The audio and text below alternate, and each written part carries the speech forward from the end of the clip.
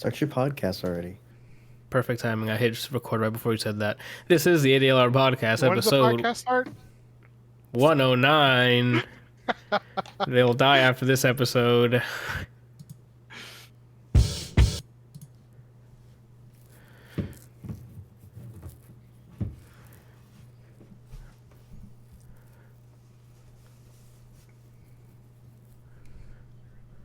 Yeah. 7 squats today. Pretty proud of myself. I fucking muted the wrong thing. So did you mute the intro and they could hear all of us? They can know that you guys were muted. My mic was live, and then the intro was muted because they put it. Oh my god! Let's start over. I'm kidding. They changed something? Yeah, because I updated to the test version of OBS, so I'm running version 26. And I guess it swapped away when I hide and unhide certain assets. It's not in the order I usually have it in because it was muscle memory. It would be after this, after my mic. So I would just go bop, bop, and like hide these two. And they put intro in between them. So I hit, my mic was still live. GG. Oh my God. Yeah, dude, just fucking end me. Episode 109 of the ADLR Podcast starting off fantastically with a super quiet intro. So with the dead silence, I'm sorry for the listeners. That's just me shitting the bed. That's it. I'm joined here by Randall with a fresh beardless face. Sorry. He had quite the facial hair growing, and now he's cut it off. He's Mr. Nadaga status now. That's disappointing. Nadaga status. Oh. My old barber used to call it that when I get clean shaven. He'd make my face baby ass smooth. Like the soft as a baby's ass. So he called it Nadaga status. Like ass status. It's worth it, man. All this hair, trash, bro. When it's clean, all I gotta put on is some fucking $20,000 suit on, a fucking rollie, hit him with and then take a snapshot. That's it, bro. When I was in high school, I thought about getting a laser on my face. What does that mean? So that my laser hair removal so you couldn't grow hair on my face. Yeah. Oh, why didn't you go through with it? Besides the money, obviously, because it probably costs a lot. Because I think someone told me to wait, and if I feel the same way later on, then do it. But don't do it on impulse. Which I think you'd look hot with a goatee. He could have tried it. Wait. What exactly is a goatee? Is that what you're wearing? What he has now. I hate that junk, man. Why? Oh my God, I hate that junk. Why? I just do it, bro. So you don't like what Tony looks like? Is that why you won't look at me during? What? Anyway, deflecting. Nah, I don't know. Tony's looks different for some reason. I guess maybe because he has like an angular cut to it. It makes it look cool. But wait a minute, his doesn't connect. Tony's doesn't connect. Well, he has a gap in between, but it's cut like it's cut a certain way. Like it stops right here and it goes up in the angle and then comes down. So it's not an actual goatee. It's a mustache with a cool cut thing. Anyway, that is a style of goatee. A goatee is like if you have like anything in here, it's goatee. The only time it's not a goatee is if you only have a mustache. Yeah, man. I think it falls under goatee. What Tony has is a goatee. Well, he's the only one I've seen that I like. Okay, that's fair. But on him, I don't mean like you could do the soul patch. Just get the little bit growing right here. I hate that junk. Okay, I grow that too, and like when I forget to cut it, it makes me so angry. At yourself or at myself for forgetting? Oh, you should keep it, Randall, because then you look like a trans DJ.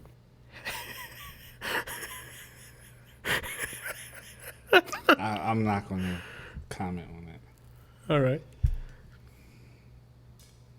Also, he was Brian. I don't even know what the fucking intro's yet. And we got Weird TV down here just chilling with his slick back hair. Well, it's not back, but it's slicked hair. Slick shining. Dude. The Ryan Gosling. Got a haircut today, just for you guys. Everyone getting a haircut? He's shaving his face. You getting a haircut? What's going on? You didn't get the memo? I don't get memos, Randall. That's the problem. Well, fix it. I didn't send it out. Well, I got the memo. I didn't Who sent it? I don't know who sent it. I just know I got it. You just accepting viruses is what you're doing? Like, you got to see who it's from. You got to talk with the League of Hair. I don't want to be part of that. I hate hair. I hate all the hair on my body. I don't want to be part of that league. Never mind. I don't want the memo. I can just see it now in like 5 years, and then he's gonna like come out and he's gonna be just that silky smooth all over because he's like, I said, fuck it, I just lasered the whole body. Okay. Yeah, if I ever get enough cash to like consistently go back to back visits and just obliterate it, absolutely. When I just save aside a laser fund. Because I have other top priorities than my stupid hair. Well, then just save $1 every paycheck, and then that dollar can go to something else. That's what I said by priority. It doesn't matter how much. That means that should be going somewhere else. 50 cents final offer. You got it. Deal, Howie. I already introduced Kelsey as well with weird. Okay, cool. We're done with the intros. It's going to be one of those episodes. I'm fucking sleepy still. Why are you sleepy? Because my entire body's out of whack. It doesn't stay up for 24 hours. Did you did something happen? You had like a mental malfunction? My FPS here dropped to 10 for like a good couple seconds. So I'm like, what? So that's why I stopped and looked. I'm like, did I just lose internet? Oh. I don't know what happened. And now it's back to 30. So it's like, okay. What were we talking about before this? Gave me a heart attack. 24 hours. Oh, like, why are you so sleepy? Yeah, because my body's not used to staying up for 24 hours. So it's like trying to recuperate while I'm still taking it through the paces in the gym. So Papa got to gain, you know? Papa got to gain. Do you actually go to the gym again, or you do it from home still? No, I go now. It's open. So I'm done with the fucking cooler and the two 30-pound dumbbells. It's time to get some real weight on. The fuck are you laughing at, Randall? Go. Oh, I don't know. What do you mean you know? It was just funny. You sound salty. Randall, I feel like the first week I'm done with this shit. Like somebody made you do that. Yeah, myself. He sounds just like he went to the gym for the first time after like the hiatus. Yeah. And some guy just looked at him and flexed, and it was bigger than Anthony. He was like, "This son of a bitch, dude." You know, it was like that. Like the first day I came back, and everyone was still fucking swole, tight bodies everywhere, and I'm like, "What the fuck?" I was like, "I'm behind here." That's because those people probably got gyms, not actual gyms, but like workout equipment. At their house. I had a fucking cooler and two dumbbells that I stole from Randall. What the hell am I supposed to do with that? Huh? Well, don't tell me. Bodyweight exercises, bro. You said Hollywood exercises? Bodyweight exercises. Oh, I mean, yeah, that'll get. I mean, I can burn some calories that way. Probably trying to get gains. You get gains by more resistance. I need I need heavier things. That's why you have Randall lay on top of you. I tried, and he ran away. He said, "Put pants on," and I'm like, "I don't need it." It helps me focus. The hell are we talking about? This is gonna be one of them. Y'all need to carry this episode because I don't know what the hell I'm talking about. 24-hour. Yes, thank you. Me and Brian just came and I just came. Well, maybe. I came. But so we finished doing a 24-hour for charity on Saturday. We ended up with about $80 in total for charity. So lit. Brian, what are you doing? What? Don't worry about it. So that was fun. It was probably the quickest 24 hours we've ever done. Like, it never drawn out. Like, and thank God for Sekiro, because the salt in there kept me awake all the way to like 5 in the morning. How far did you get? I don't know how. I don't know. I beat a few bosses. Oh, I saw you beat the boss on the horse. How far? And then you got to the bowl. Did you pass the bowl? No, I was introduced to the bowl, and then I'm like, I'm done here. Because I was worn out. That game is exhausting. Like, I got to that, and I'm like, no. Is it as hard as everyone says it is? What I like about it is not. Wait, it's not. Were you playing on easy? I don't think they have difficulty levels. Correct me if I'm wrong. They don't have difficulty levels. They have a way to make it harder for yourself, but There's no choosing easy medium. There's no difficulty. This is the way it should be done, Randall. All right, so was it as difficult as everyone says it is? I like it. It's difficult in the way where it's attainable difficulty, if that makes sense. Like, it's not like, oh, fuck this. This is just bullshit. This is like, okay, I fucked up, trial and error. Sorry. We'll get to that, because you said you finished it. Yeah, so what was I going to say? It's one of those where, like, the bosses have patterns. You start to learn what that window of parry is. Like, you just start to learn the muscle memory. So it's like, at first you're like, what the fuck? Like, when the bull came out, I'm like, my brain's fried. There's too much going on. He's wiggling around, doing too much shit. And I'm like, I'm done. I can't analyze this character. I'm done analyzing. Because it becomes a fighting game. It's like you against the boss, and you got to do the footsies. You got to see how far their shit reaches. What's the window of parry? Like all that other stuff. So and it was back-to-back crazy fucking bosses. And then Javi thought it would be fucking hilarious to be like, hey, go through that secret path. And some goddamn Naruto character comes from a goddamn building and starts flipping around and doing shit. I'm like, nah, I ran away and jumped in the lake. There's no way. When you what was it? When you talk to the idol and go through that one scene where you're having to like work your way up the side of the... No, it was like there was like a bridge, right? And then I saw that there was like a waterfall thing, and I could jump up to around. And I was like, "Oh, look at you now taking the secret path." And he used the right words. Cause I'm like, "Oh, secret path? There's probably loot." Nah, fuck you, dude.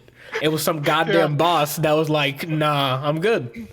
I had you up the entire time I was streaming, and I was talking to Adam, and I was like, he's not enjoying this. There were a couple times where you did something and you're like three fucking times like. There's some shit where like it's mostly me because my input it's like hour what, Brian, 18 or some shit, and I'm like my inputs I have fried, dude. So I gotta do the attacks are fast. Like you have to like this is them. And they need to know how fast it is from here till you got hit. Because it's not like Batman where it's like it glows blue to be like, this is your window to hit parry. No, you got to find out how, like, you got to time it. And it doesn't tell you when it is. My favorite was you trying to fight the guy with the spear. Oh my god, dude. Where he kept just like... Oh my god, dude. And even when I got the counter, Javi was trying to tell me how to do it, and I could not perform it. I think I had 2 brain cells active at the time, and I'm like, I can't figure out B, and like all I had to do was hit circle and the direction. I couldn't do that. So I think you went a different way than I did. You went to the little side area, like from where the sculptor is first. I went straight to the ogre. The actual ogre, not the fat guy with the mallet. Oh, okay, yeah, because I was like, is that the ogre? That wasn't that bad. No, then the ogre came. He's talking about the one that threw you off the cliff? Yeah. When they powerbombed him and then FADC'd into ledge throw. Yeah. So the ogre, I didn't have any sort of information boost or anything. I literally only had whatever time it took me to go from the beginning to the ogre, like just straight. That was it. I didn't have like any utility or any buffs to my character or anything like that. It probably took me an hour and a half to beat that motherfucker, because you would be like okay, if this is the ogre and this is you, and you go, he's like coming in like this, and you step out here, and he's like, "Oh, I got you." And you're like, "I'm sorry, I didn't realize that physics wasn't in play here, where I could be off to the side, and you would just go, haha, just kidding," and then throw you down. Yeah, playing that was like, that's one thing I didn't know that was gonna happen. Like they have the tracking things like in Tekken where like they'll do this but they'll follow you. Mm-hmm. I hate that. I hate that. I hate it. Well, it's nothing like what I saw in Sekiro. Oh no, I'm not saying Tekken's bad. What I'm saying is like I didn't expect that in Sekiro. So like when that ogre went fucking like this and then he auto corrected and grabbed me, I was done, Randall. Like at that point, if the camera wasn't on there, I would have yelled so many bad things. For the kids. There was one where that happened though. Yeah, Adam clipped it. He fucking jumped. I dodged it, and he's like, "Nah, bro, I got it." What? Nah, bro. Javi says I watched the VOD and I felt bad that you were walking all the way from the far idol for a bit. All right, so I posted the one where he grabs you into the thing, and I'm trying to find the other one. Yeah, like shit, dude. The combat again, it's fast. It's like fucking relentless. Like, the one thing that I wish they did was, because I'm okay with an enemy attacking at the same time. It says they can't hurt each other, so that's when it becomes bullshit. Because then they'll just like time it so you just get back to back to back hit, and then but their player models are like this in top of each other. Yeah, and I'm like, the same no. thing would happen in Samurai Jack, and it was the most frustrating thing ever when you just basically get stun locked and bounced. Yeah, you know what game that doesn't happen? What? Ghost of Tsushima. Because I've had so many times where I've made guys kill their own man. Yeah, that's why I was hoping it was in this. Like there's a lot of enemies that swing wide, right? Mm-hmm. But they bunch up sometimes so they can get back, so they can hit you back to back. I wish that was a thing, because I don't like that they were just like, oh, and there's a mace just going right through your face, and then they hit you and then you stabs you. I think Brian just saw the clip of you getting grabbed because I watched the other one. I saw them both, but the facial reaction was to I'm gonna sneak on him. And then the whip DP, yeah. So it's the one. Oh, yes, please. Now I need to get this rant out, because when a video game put the prompt for the fucking takedown or whatever is a red glowing icon, right? Correct. I need you guys play this. Don't laugh. Is this the one with the sword where you went like that? Wait, hold on. All right. And the guy had his back to you. Hold on, Randall. Is that? I just want to know. Is that what you're gonna know what we're talking about in a second? That's 100% clear, right? Sekiro fans everywhere. That icon comes up. That means takedowns available. Correct? Yeah. Okay. Now, you press R1. I think that's the melee, whatever. And correct me if I'm wrong. An animation plays. An animation should play, which is I got you, because that's icon says if I press it, you should be hit. Correct? Yep. So why in God's name am I swinging my sword? So didn't you like step on a rock? The icon doesn't necessarily mean that when you press the button, it's going to do the animation. The icon means that you can do the animation, okay? Which is the misconception. And I only know this because I watched Elajaz and Distortion speedrun this, and they had so many problems with like sneaking around and grabbing the things, where if you weren't like directly on top of them properly, you would do the From Software, PSA, don't show me that fucking icon if it's not gonna do a takedown. Thank you. What the fuck? It was like 10 times where I'm like, got him. And I'm here. And the guy turns around and is like, oh, damage. Maybe in the initial notification, it should say, takedown may be available. No, don't show it to me. Don't fucking show it to me. You think that happens in Batman, Randall? When that blue thing comes up and it's like, oh, I should hit Y. He doesn't parry? No.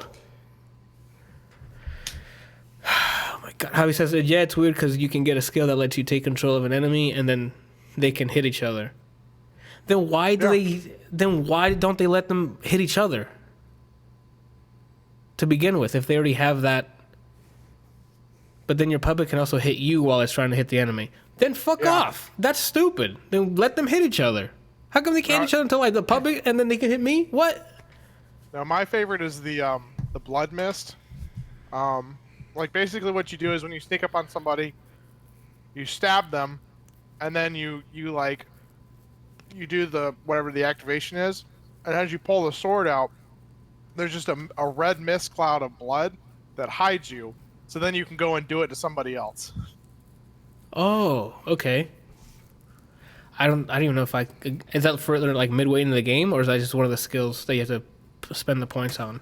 I think you just have to spend the points on. Okay. Yeah, there's small shit in that game where I'm like, man, like, this isn't right. Like, they're literally like on top of each other, swinging their swords, and they're like, nah, they're not taking damage. You, on the other hand, 20% of your health, 1 hit.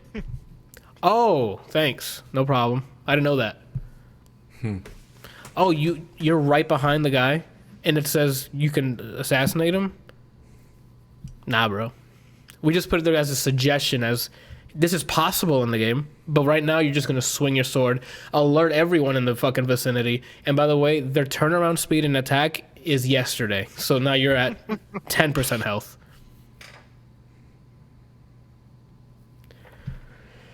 Oh my god, dude. Oh, and fuck that other boss. Nah. The boss where I talked to the dude to help me, and he goes and just throws the entire time and dies like in 20 seconds. You mean against the really fat dude with the sword that slaps you with his hand? That he's playing Dead or Alive against you? Yeah. He's like, oh, I have a weapon, but I'm gonna hit you with fighting moves. Like, what? So that's not the boss. There's more after that?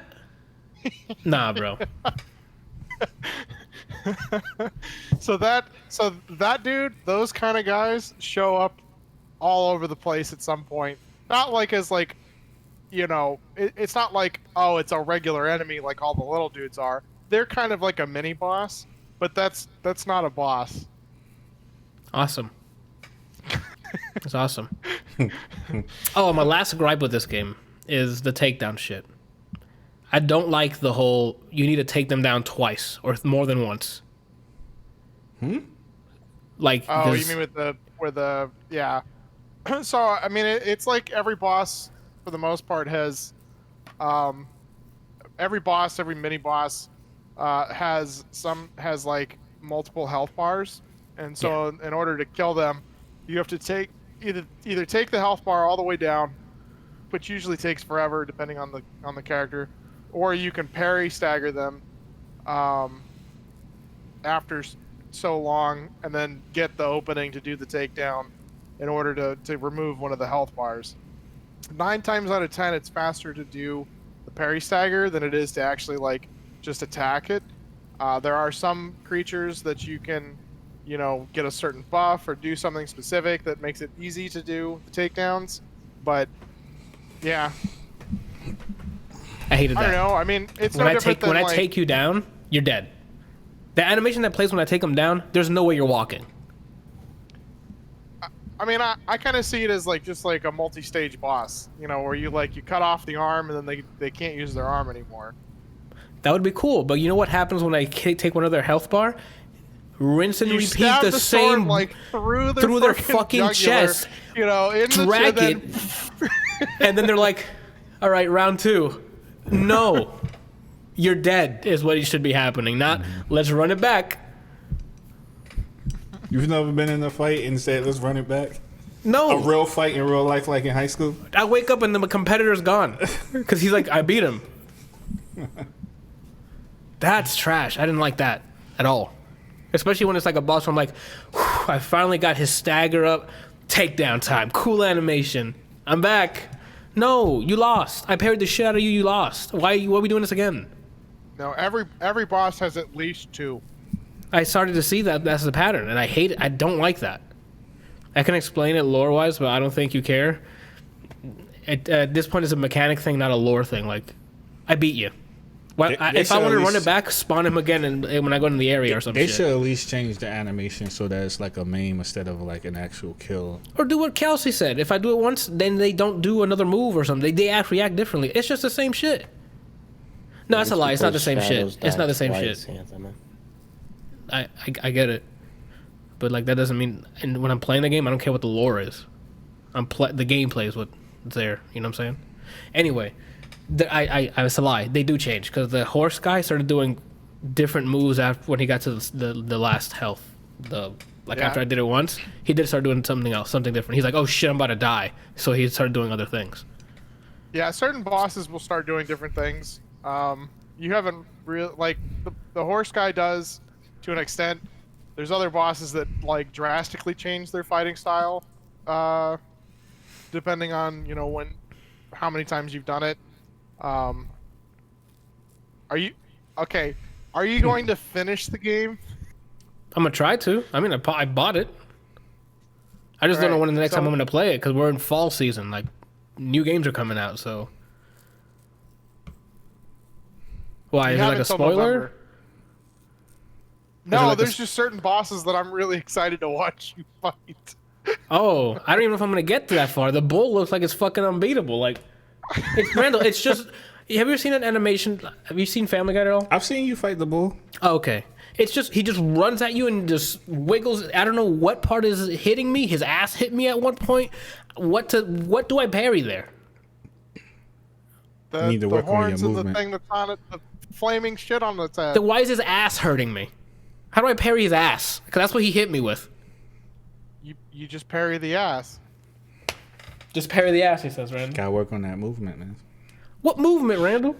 Gotta go in and come out. I was told don't jump. So what? Don't jump. Just move in, move out, side step. Keep it moving. It's hard to hit a moving target. Not when you're 4 times my size. Faster than me, by the way. Yeah, the bull. Well, that's why you gotta keep moving. I don't honestly remember if you can like run him into the wall and have him. Javi says get the fireworks and it'll help with that fight a lot. It will. That's the firecracker that I was telling you to get from the merchant that you bought the gourd instead. Fuck. Okay, well that's what I get. I overheard you guys saying that you can throw oil on people and then you can set them on fire. Yeah, that's how that's how I got to beat the fucking horse guy. Because it stuns them a bit so they can stop fucking aggressively attacking you. And it builds up that stagger meter, and you can keep slashing on top of that to build it even faster. Yeah.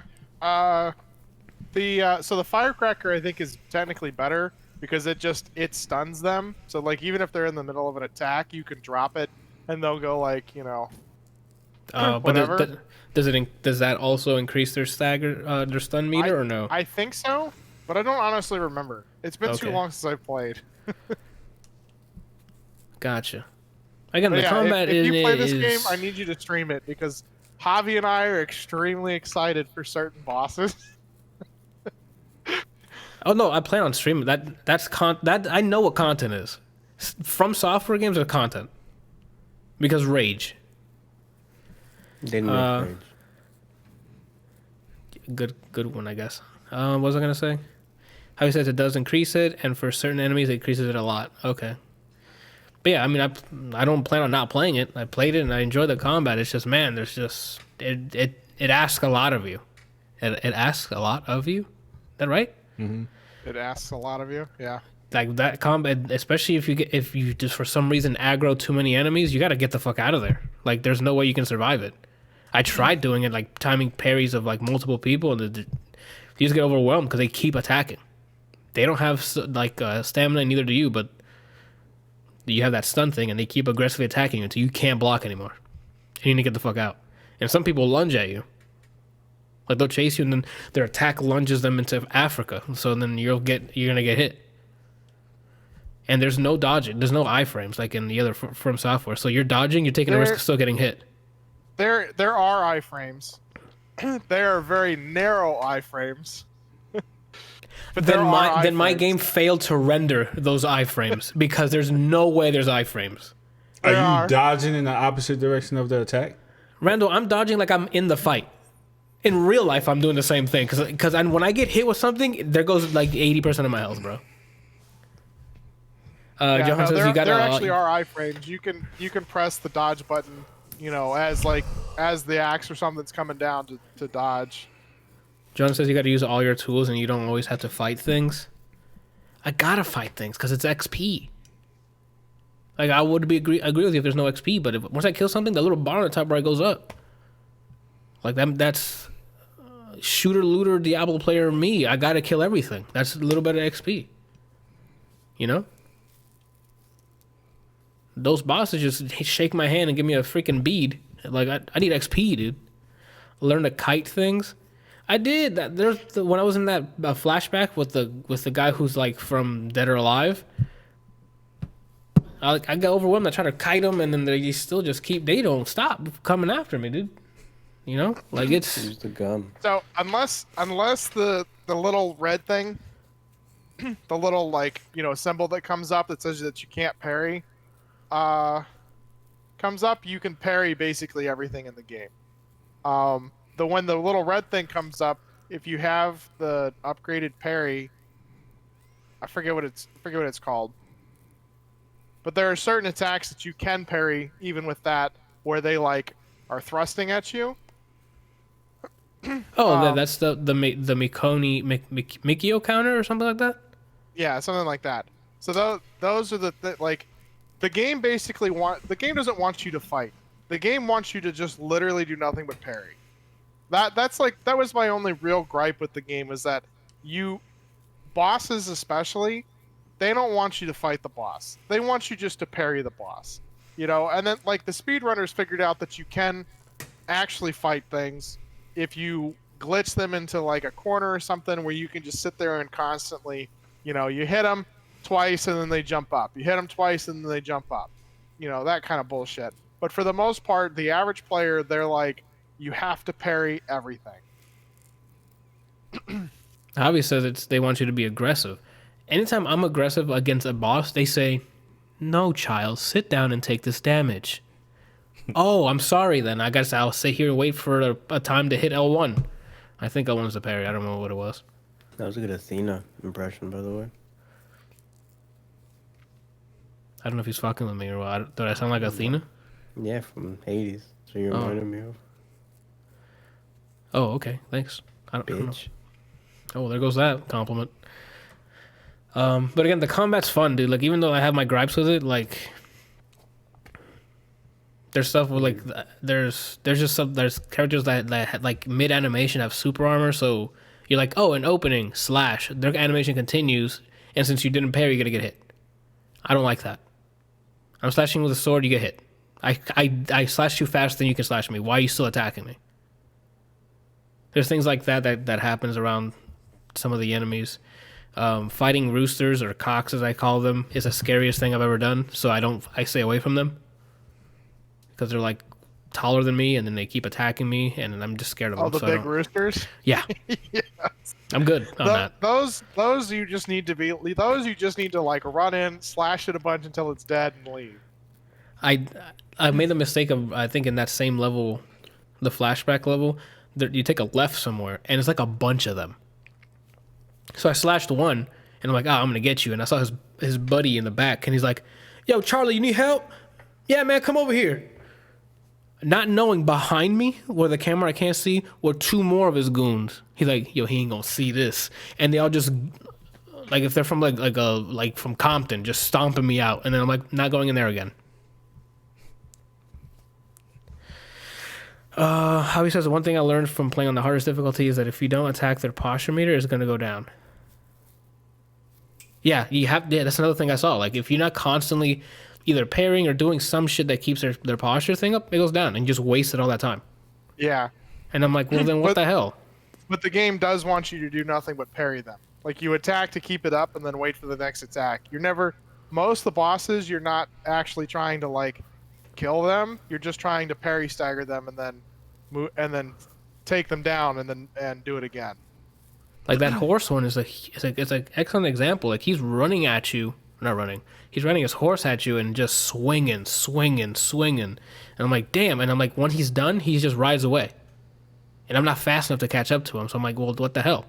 So what I did is just time the oil thing. So I'll parry some of his stuff and then throw the oil. He'll run away. By the time he comes back, the oil's still on him. So then we'll parry and then set him on fire, which would stun him for a bit. And then that's when I slash the shit out of him to build up that posture stuff. But damn, dude, like, they're just relentless.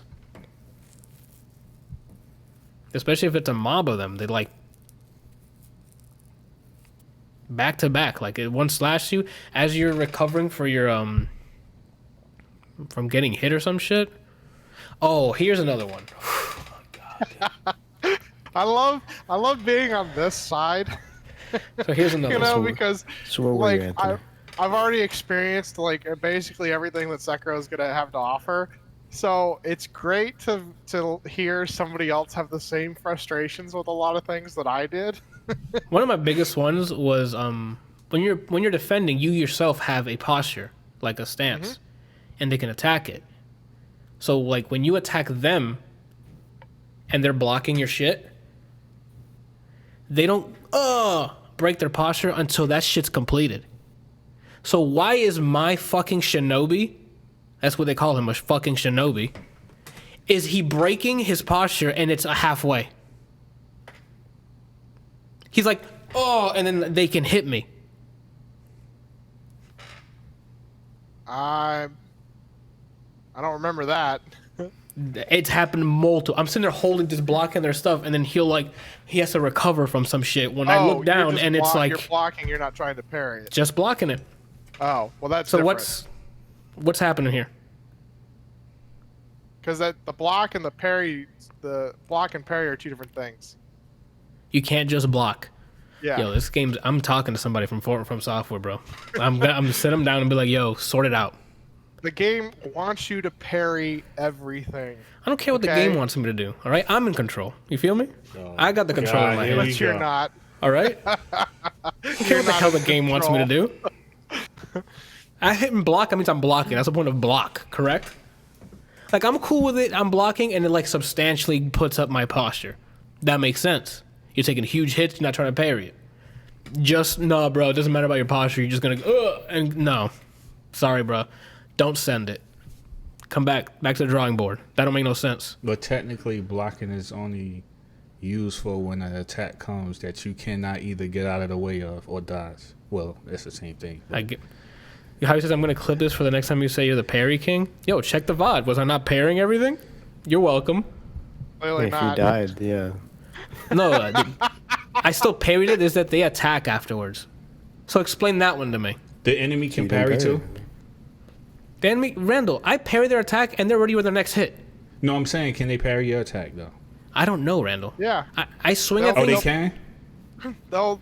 It's more of like a block parry where they'll just kind of like shrug it off. Like especially bosses where you'll be like attacking and then you'll hit them. They'll be like and then they're like, no, I'm done with this, and they'll just start like hitting your attack off. And then depending on the boss and what function they're trying to do, they'll just like, if you attack, they'll just shrug it off and like they'll parry the attack. But yeah, no, I mean you parry one, you have to parry everything that they throw at you. So like the spear guy where he like throws it, does it 3 times. You have to parry, and then start attacking. I'm confused. Nice to meet you.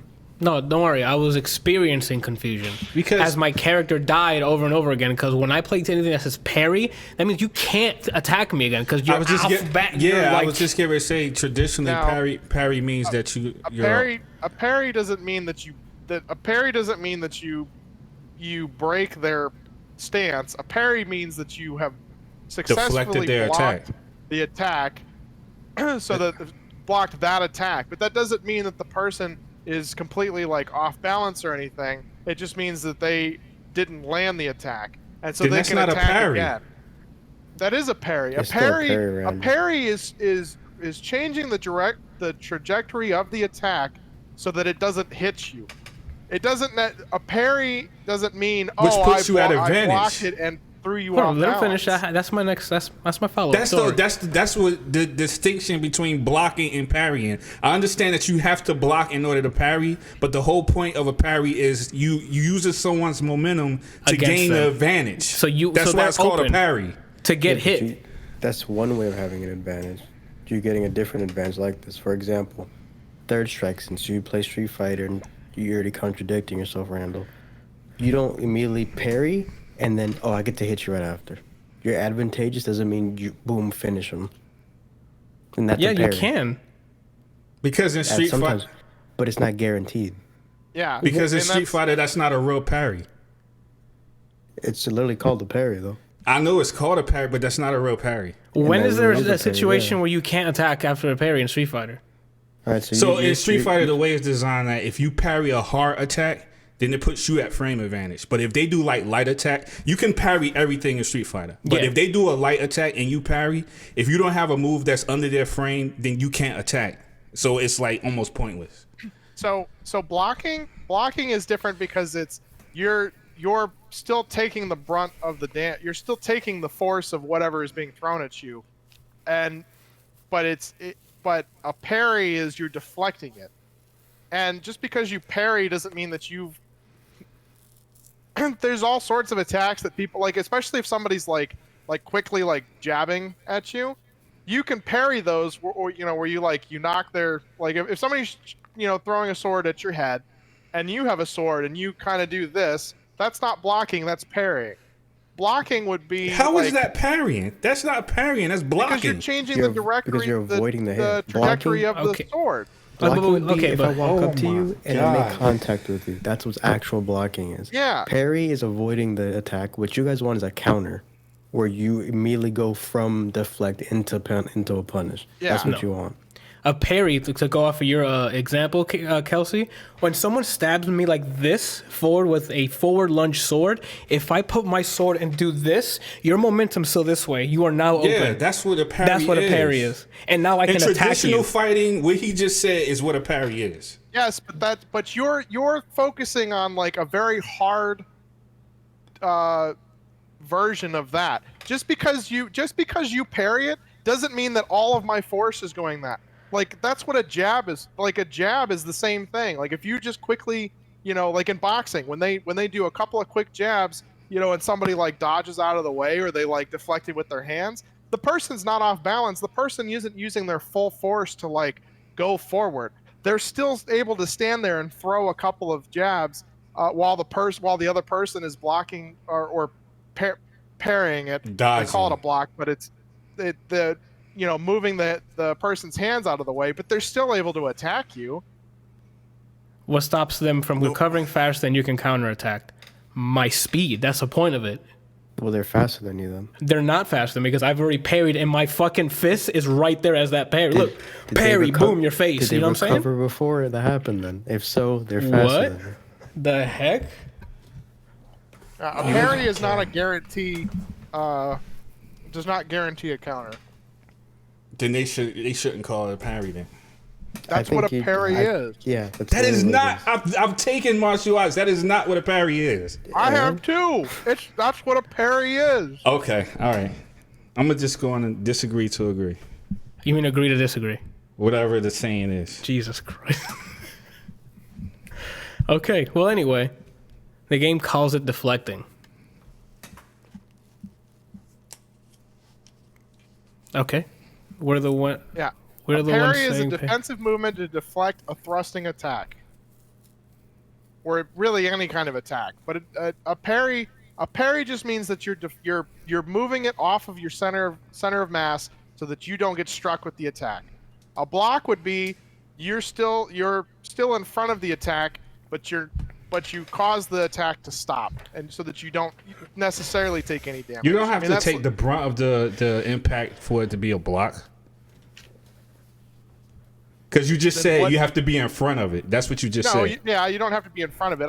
That was just an example. Like if we were working on blocks tonight, where if somebody's like just punching you in the face, you keep your arms up and you're blocking.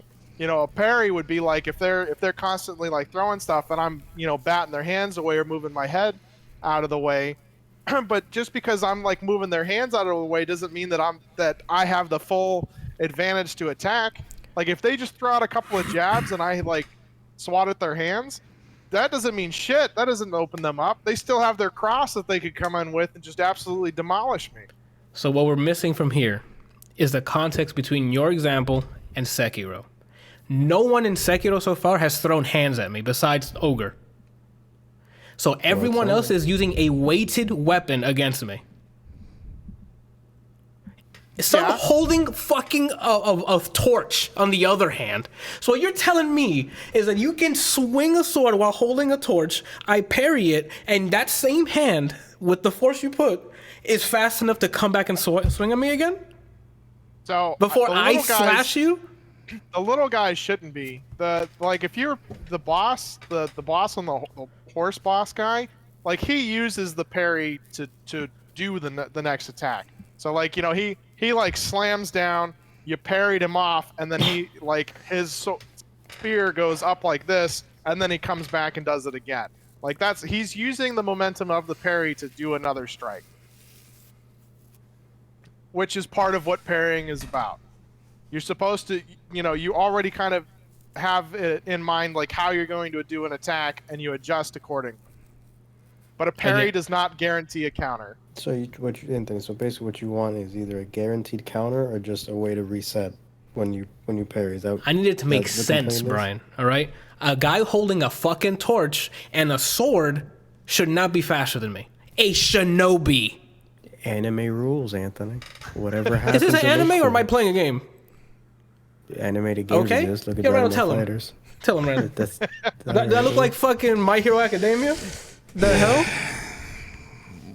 Yo, I parried that shit. You're done. You're open. Are you dead immediately? No. But damage should be guaranteed. Not fucking... I parry you and I go to attack to punish you for fucking up and me timing it correctly. And they're like, no, damage again. Oh, my bad. I didn't know this was what we were doing. Again, it was like 4 o'clock in the morning. None of this probably happened. It could have been me just sitting there not hitting parry. But so...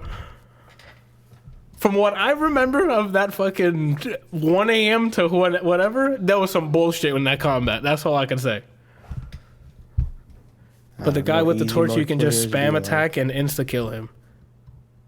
Yes, on a 1v1, sure. But keep in mind, when I fought those guys with the torch, they got goon brothers with them that'll just attack you in the middle while you're attacking the other guy. And then you're done. Gun hand? What happened? Isn't there like a gun hand in the game? Yeah, I got some of the upgrades for... I don't know if it's a gun hand or what. It's for your arm, your prosthetic, and it gave you gunpowder and shit. But I don't even know what... I didn't use that. Like Johan said, I got to use all my tools, but I don't... And that's another thing. Oh my god. Using your tools is going through the menu in the middle of a fight. You're like, Anthony, no, you're not going to menu. You just hit D-pad left and right.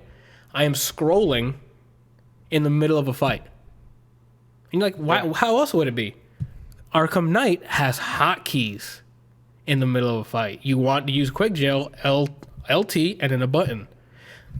I want to use a batarang? Just tap LT, batarang thrown. There are ways around it. So me going deep, looking at the bottom right, see what's selected, not cool. I think Arkham can do it. I'm not defending Sekiro's doing that because I don't like menu management, rather meter manage.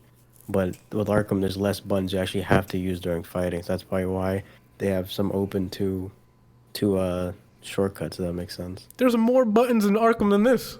You have block and when attack. When it comes to combat, yeah. You have punch, evade. Oh wait, punch? There's a punch? You mean attack? I just said Arkham. I literally just said Arkham. Oh my god! I thought you were talking about Sekiro. I'm like, I could throw hands this entire time. I've just been swinging my stupid sword. You can punch. You can counter. Dodge completely, and then jump. Right. Yes.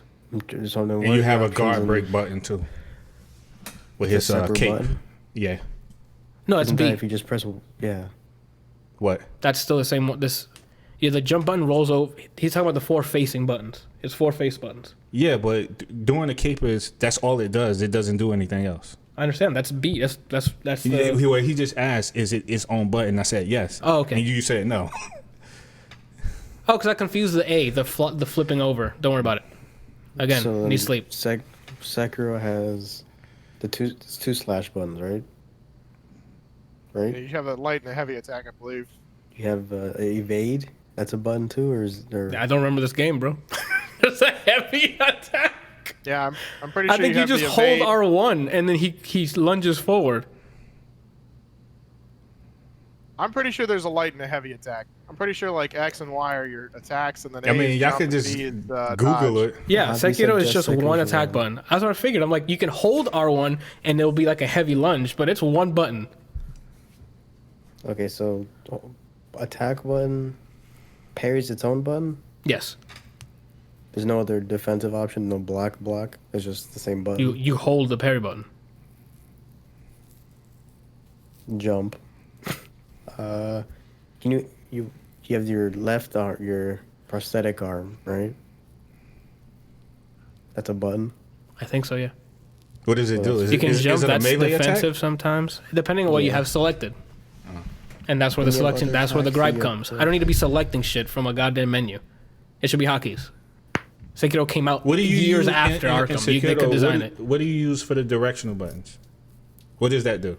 The menu that you go through whatever you have quick selected, which you have to equip. So it's more than 4 different selections? I think it's 4 or 5 quick selects. So you can have the oil on there. I have the oil, 2 healing items, the stone for me to go back to their version of the camp. Yeah. Like that stone. Oh, you don't need to have that equipped. I know. I just didn't know. I didn't have many items. I'm like, I have items to select between, and that's all I have. I'm sure there's more stuff you unlock, but yeah, you can. John was right. The jump is defensive. There's times if you check the VOD, I jump away because I'm literally don't know what to do, so I just panic jump away. Against the ogre, I would swing like twice and jump away and reset to neutral again. Like it was like the longest fight. I mean, that's the last fight I did. He can double jump. It was the longest fight. Who? Sekiro. No, he can wall jump. Oh, and then on the horse boss, you can use his the grapple thing to get to the horse boss. So I don't know if that's a constant thing we can do after that because I don't remember it giving me that option again. You can grapple anything for traversal, and then for that boss you could have, but yeah, you know, can grapple that boss, the ogre with the when he has the thing on his back. What the fuck's wrong with my goddamn camera now? Okay. And then there's like all sorts of stuff throughout the world where you can like, in order to reach certain areas, you have to, grapple and then fly.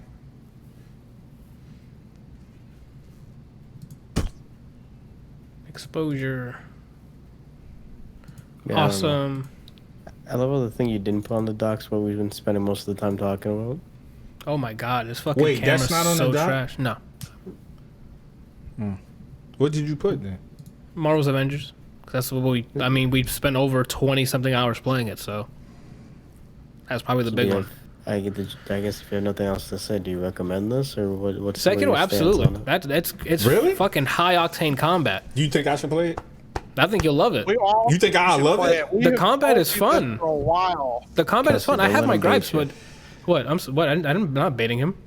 I literally just addressed Brian Kelsey. I said that's Kelsey, my side name. Not let him. Look down. Here, see, it says Brian Kelsey on my socials. No, it says Marvel on your shirt. Yeah, my camera's now at 10 FPS. Love it. Okay. It looks okay on my end. It's not nearly as like smooth, but it's not like fragmented or anything. Gotcha.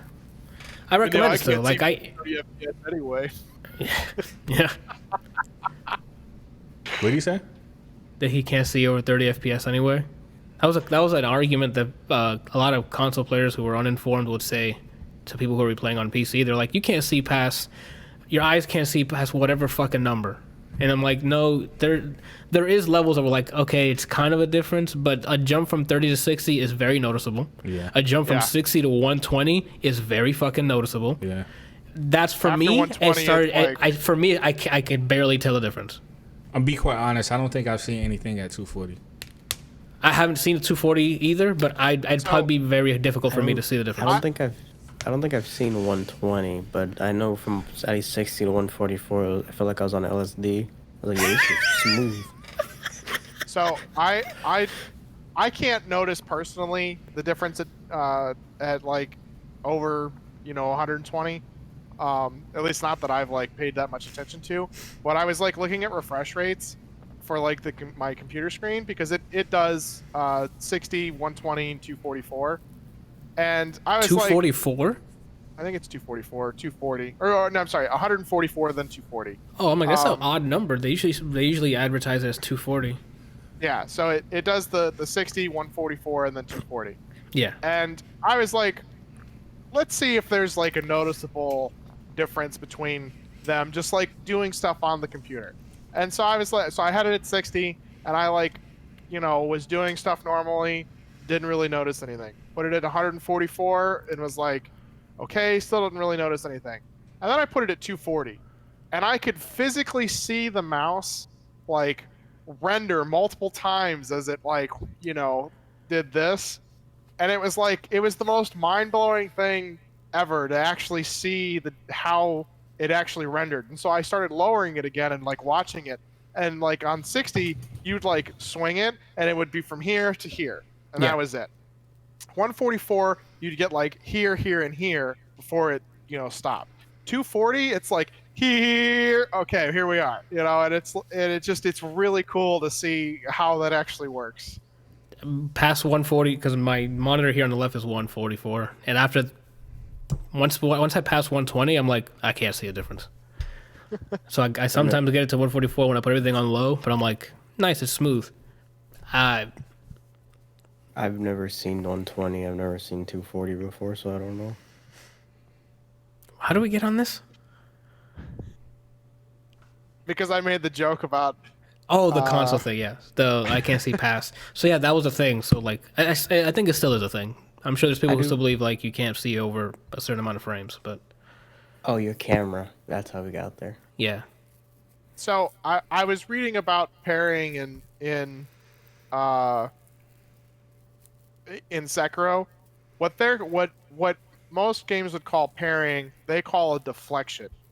Whereas that's the way that's like the hard term that they use. It is not necessarily a parry, it is simply a deflection, which is why it's not something that which from reading, parrying simply gives you, parrying something opens up a better opportunity for you to counterattack, but does not always guarantee a counterattack. Or a way to counterattack. But the deflection, the way that they use this in here is it's more of you have no opening to actually do anything. You're not technically parrying, you're deflecting the blow, and they're continuing to attack. I am now on board with you. You are the captain. But that's still But parrying in general does not guarantee a counterattack. I was only speaking in this instance. I can't speak for every game. I'm just saying. What a liar. You said every game you play. Liar. That's what I said. Okay. The thing started out with, this game calls it deflecting. Most every other game would call it parrying. Mm-hmm. But it is referred to as deflecting because it is not guaranteeing a counterattack, which parrying in general does not guarantee a counterattack. Parrying just opens up an opportunity for you to be in a better position to counterattack.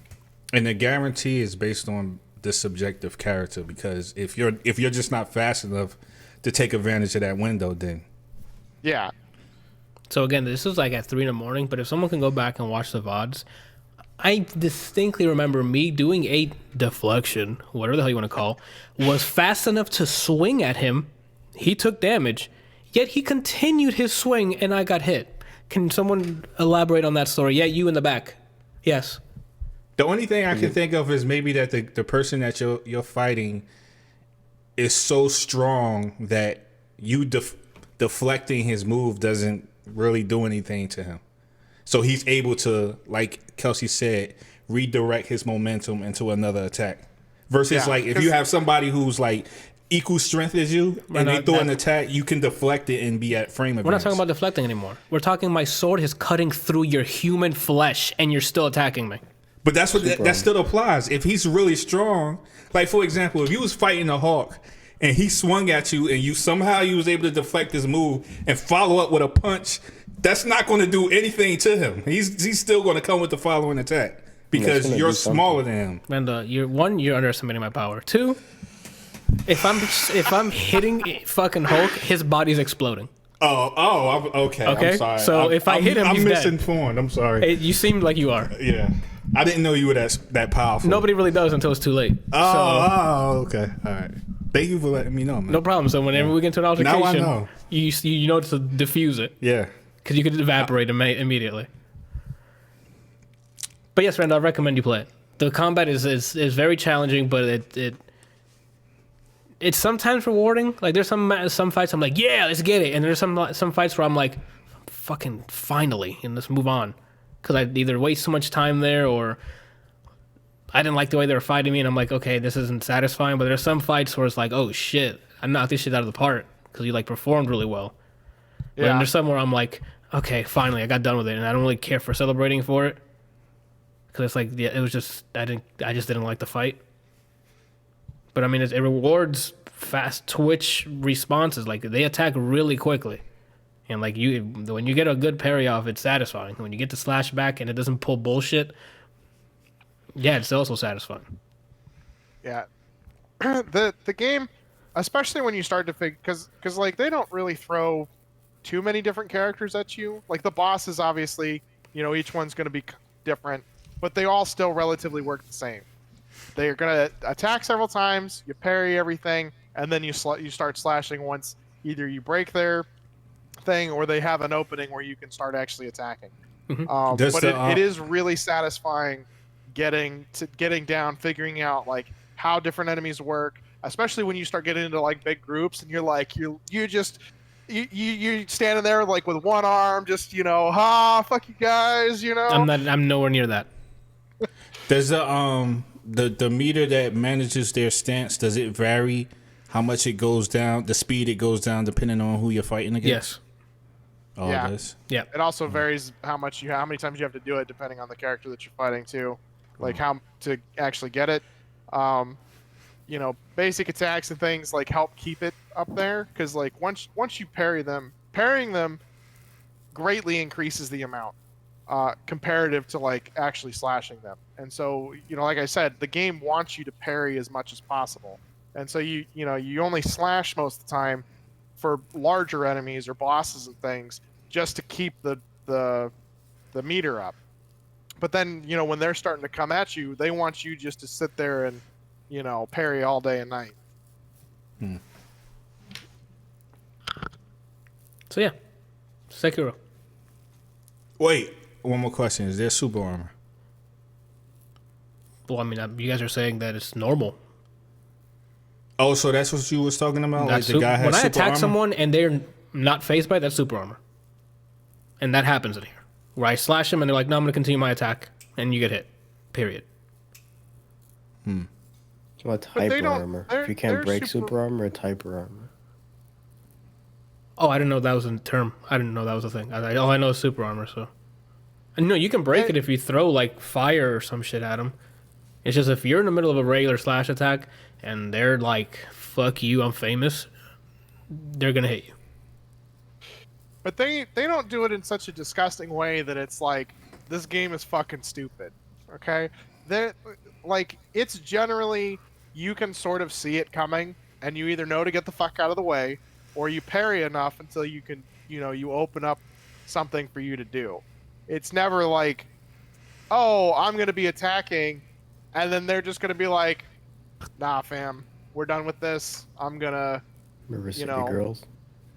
Wait, they do that. After a couple slashes, they just start blocking again. That's the same thing.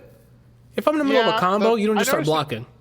Like, that's I noticed not... it more on the bosses, but usually the bosses, what they would do is, like, usually what I remember happening is you would attack, and they would jump out of the way. They wouldn't just...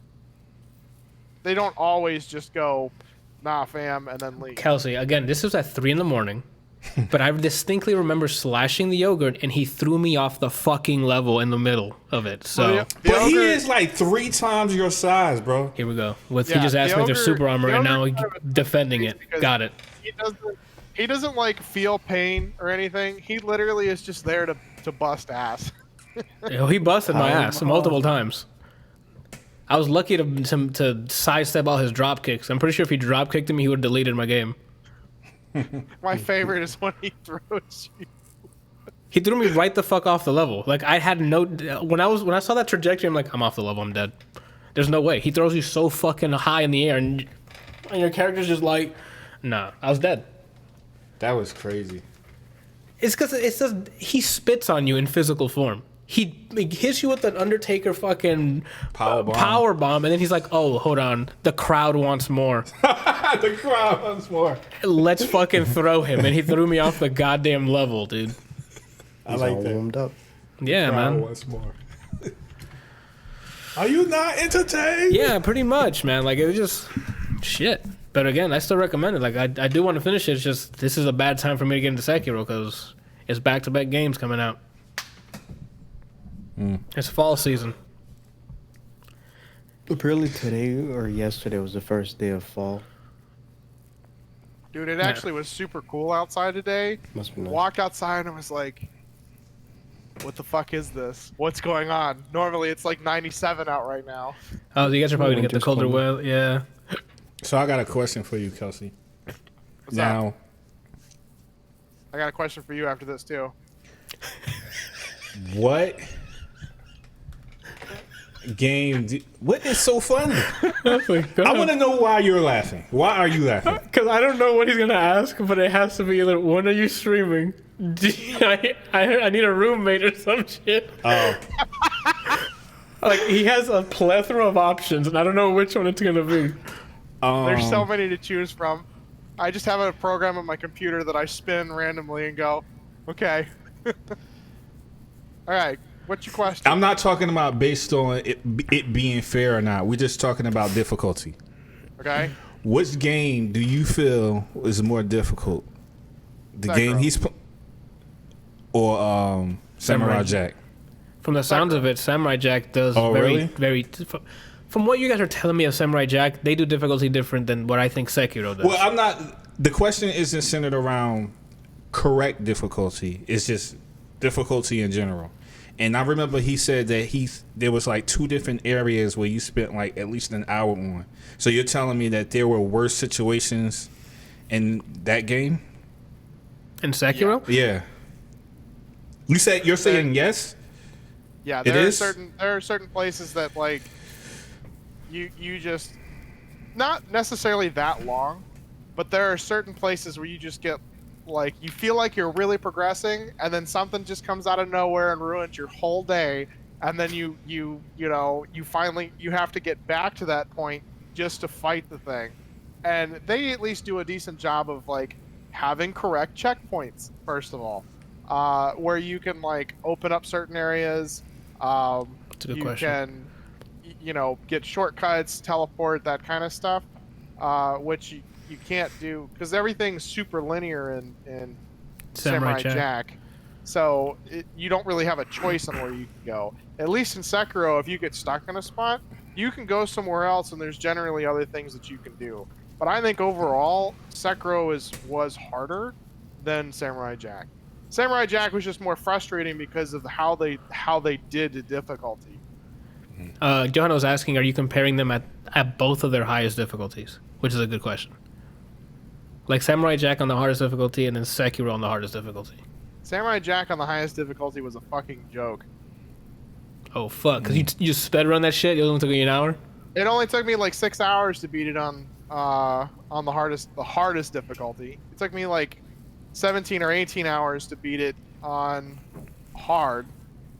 And then, I did what was it?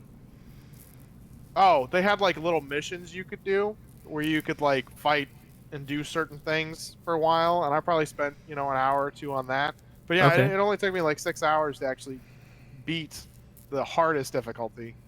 But that's also probably because I had, I'd finally like unlocked some of the skills, and I also knew what the fuck I was doing and how to deal with certain just bullshit areas. So they didn't change. We're kind of switching over to Samurai Jack here. They didn't change the enemy layout or enemy. Oh no, they did. Okay. Like you would fight there would be some mini bosses that you would have to fight. They would like throw things that you didn't meet till the very end of the game. Okay, so they just swap it. Sooner than normal. They would put more things or have more waves come at you. Okay. There were several areas that were just as bullshit as what those 2 that I like spent hours on. But at that point, I already knew like, okay, if I can't do this in a certain amount of moves or can't do this because I'm getting overwhelmed, I know how to counter it now. Fucking explosive arrows. Yeah. Well, congrats on beating it on the hardest difficulty, because I can't even get Sekiro on the normal difficulty. So, yes, Randall, play it. I think you'll enjoy it. That sounds familiar. I feel like somebody said this before. Yeah. I think there's people in my chat that told him that too. Look. But Cyberpunk. Look. It had nothing to do with Cyberpunk. You have until November, 19th? I think so. What's gonna You happen? got this. I just wasn't very interested in the game, so I had no desire to pick it up. You have to keep your, like Johan says, that it could be annoying, but you have to get into the mindset that everything is stronger than you, and that's like facts. Cause I'm thinking I'm the wolf. No, you're a cub. You're a fucking cub. Even the weakest enemies are a piece of shit. Like yeah, like you're not as strong as that cool ass name he gives you, like Sekiro, or you're the wolf. Nah, bro, you're a goddamn teddy bear in comparison to these guys.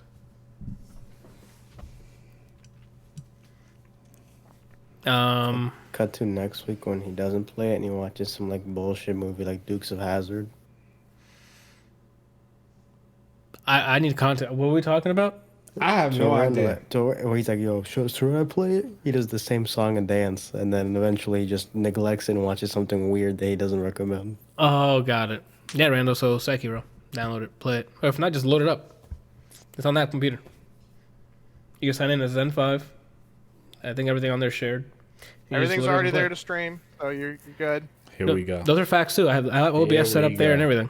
So... just smile at us, bro. Fuck. All right, so I guess let's keep it moving. Besides Sekiro, me and Brian literally binged Marvel's Avengers for 20 hours. Brian for the actual full 24 hours. I don't even know where to begin, dude. We did the campaign. I got it. 5 reasons why you like this game. You want to go first, Brian, or me? Who do you want to go first? Randall? You go first, Brian, because you haven't really been doing that much talking. 5 reasons why I like it? I don't know if there's 5 reasons, but the few reasons I have make me keep playing it. First reason, I can play mindlessly, right? I've been looking for like a Diablo filler. In this game, as you saw before the podcast started, I'm literally just talking to you guys and doing missions, which that's hitting the spot. Mm-hmm. 2, I like how different each character feels when you're playing them. So it's not necessarily like Ultimate Alliance for the most part, where reskin, you can punch, you can throw them, ability. It actually feels like you can build them in certain roles. For example, like Kamala, you can build her to be your tank support. Boom, you have a team now. Now you can build DPS. It's like a little... That part of RPG is usually the most fun part in most games, because I come from Marvel, so team building is the funnest part of said games. Let me see. 3... I don't even know if... The first part of the story, the first third of it was pretty Pixar level for me, and then I stopped caring. So that was a good motivation to keep playing the game. Is there a 4th? Black Widow got combos. She sure does. Black Widow got combos. That's my whole 4th reason. I don't think I have a 5th. If it comes to mind, I don't think I have a 5th. Okay. The idea of multiplayer with those games. I'll say the idea because it's very goofy or wonky. What? What do you mean? It's like the idea of multi? Well, we saw what happened when we try to play, where either you just disconnect or it just doesn't. It would just not show you on my map when I do the D-pad up, or you're just T-posing the entire way through the whole thing. Oh, that's that's just bugs. I thought you meant like it didn't work. I'm like, we played a bunch of missions. Well, I guess we'll start off with the campaign. Campaign is not, I would not say Pixar levels at any point, but the first, I would say so. I mean, that's fine. I would not say that, but definitely fantastic. Fantastic action sequences. Granted, they had QTEs in some of those, but I fucking hate QTEs. Especially when it's like in a cutscene that's like action packed, and you just want to enjoy the animations, and you're like staring at the screen hoping you don't miss the QTE instead of just enjoying all the fucking hard work they did. Those they have a bunch of those throughout the campaign, which are really awesome to watch. A-Day is probably the best one because a lot of shit's happening for story setup and. Anytime I saw a circle, I'd press every button and it would work. So that part, I got out of the way. Oh, it didn't have a fail state. It just as long as you hit. I literally just, and it was like. Oh, okay. Nice. Well then, all right. So campaign, I enjoyed it. It's not like it's like a very average story. You know what's gonna happen. It's just basically how can we get the Avengers back together because A-Day happened and they were separated because they were blamed for it.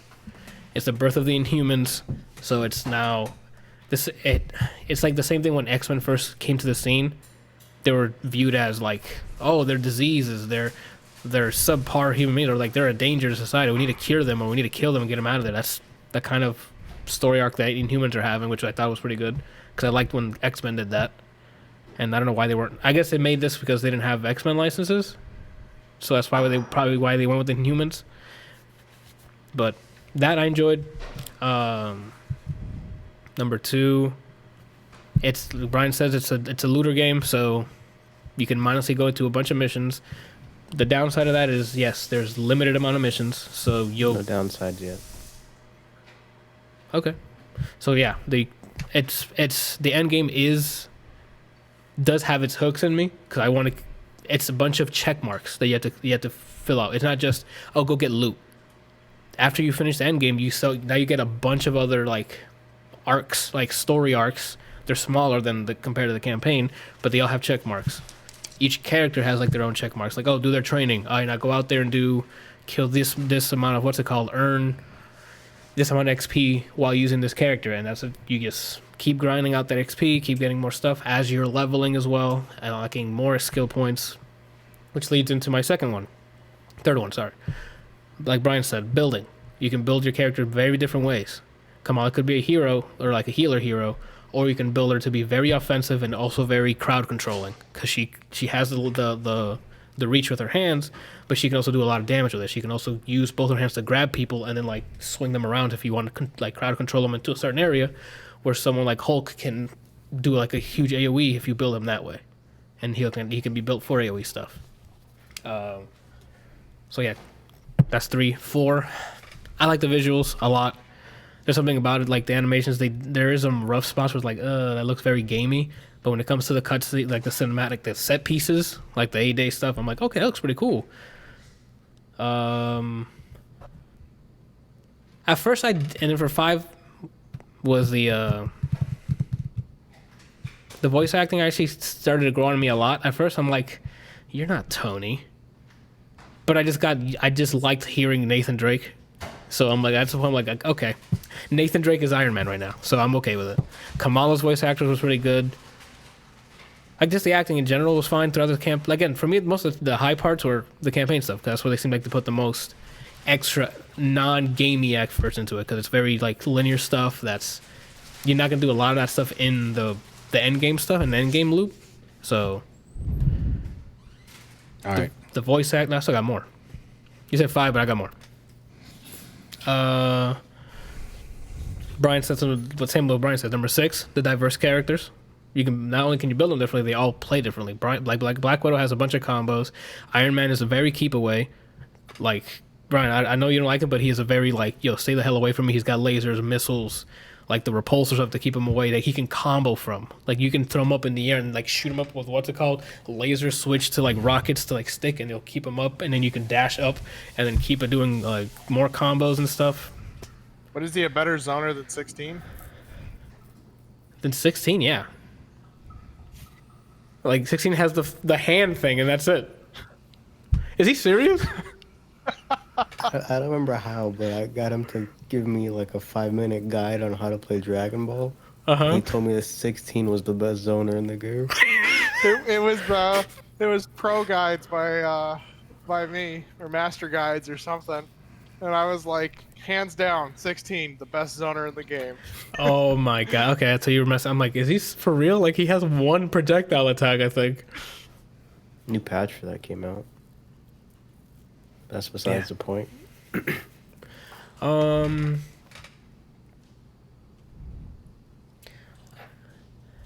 What else did I like? What did I end up on?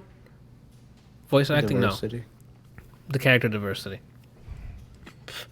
And I also liked the amount of skins on launch day. Some of them are like reskins, but there's a lot of skins per character that comes out with on launch. A lot of the times they wait till like an expansion pass to add like a plethora of them. When here there's a bunch of stuff on here you can get, that nameplates, comic book covers, emotes that you can do different per character that's on here. So there's like a lot of stuff for each character, which I thought was nice. Granted, there's only 6. Okay, no, not negatives, but like there's only 6 characters, so that's kind of stuff I was expecting. I think I already mentioned everything else leads into the end game repeating with check marks and filling out check marks. Oh, I also like that each mission is not, when you do a mission, is not all of them are just do main mission. Most of the missions that you do is in like an open world area that you can do side stuff. Like you can venture off and go save a hostage, like mini missions within the mission. That makes sense. Like side quests within that little area. So you can go and try to open up a vault by figuring out the puzzle to get in it into a cache or something, or there'll be like a most wanted person in that area, so you can go and there'll be like a souped up enemy that you have to go and take down who has like a whole bunch of overshield and things like that. And then there's shield caches that you can run into in open worlds, so you'll go in and like the floor will open up and it's like a secret shield hideout that you can get codes that'll open a vault for in another area that can give you more loot.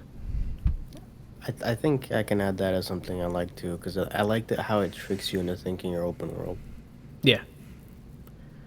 Like even if you're doing like a city level, like a city mission, there's a lot there's crevices you can go, like alleyways you can get through, or you can just jump up and go over like on buildings and stuff, and it's little mini.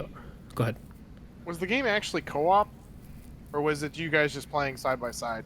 The campaign. This is what we're gonna go to the downsides now. I had other questions. Oh, okay. Well, hold on. Let me answer this quick. The campaign, which is anything that's under reassemble, the reassemble mission arc, those are single player only. Anything else is multiplayer. Okay. Up to 4 players. Go ahead. What was your question?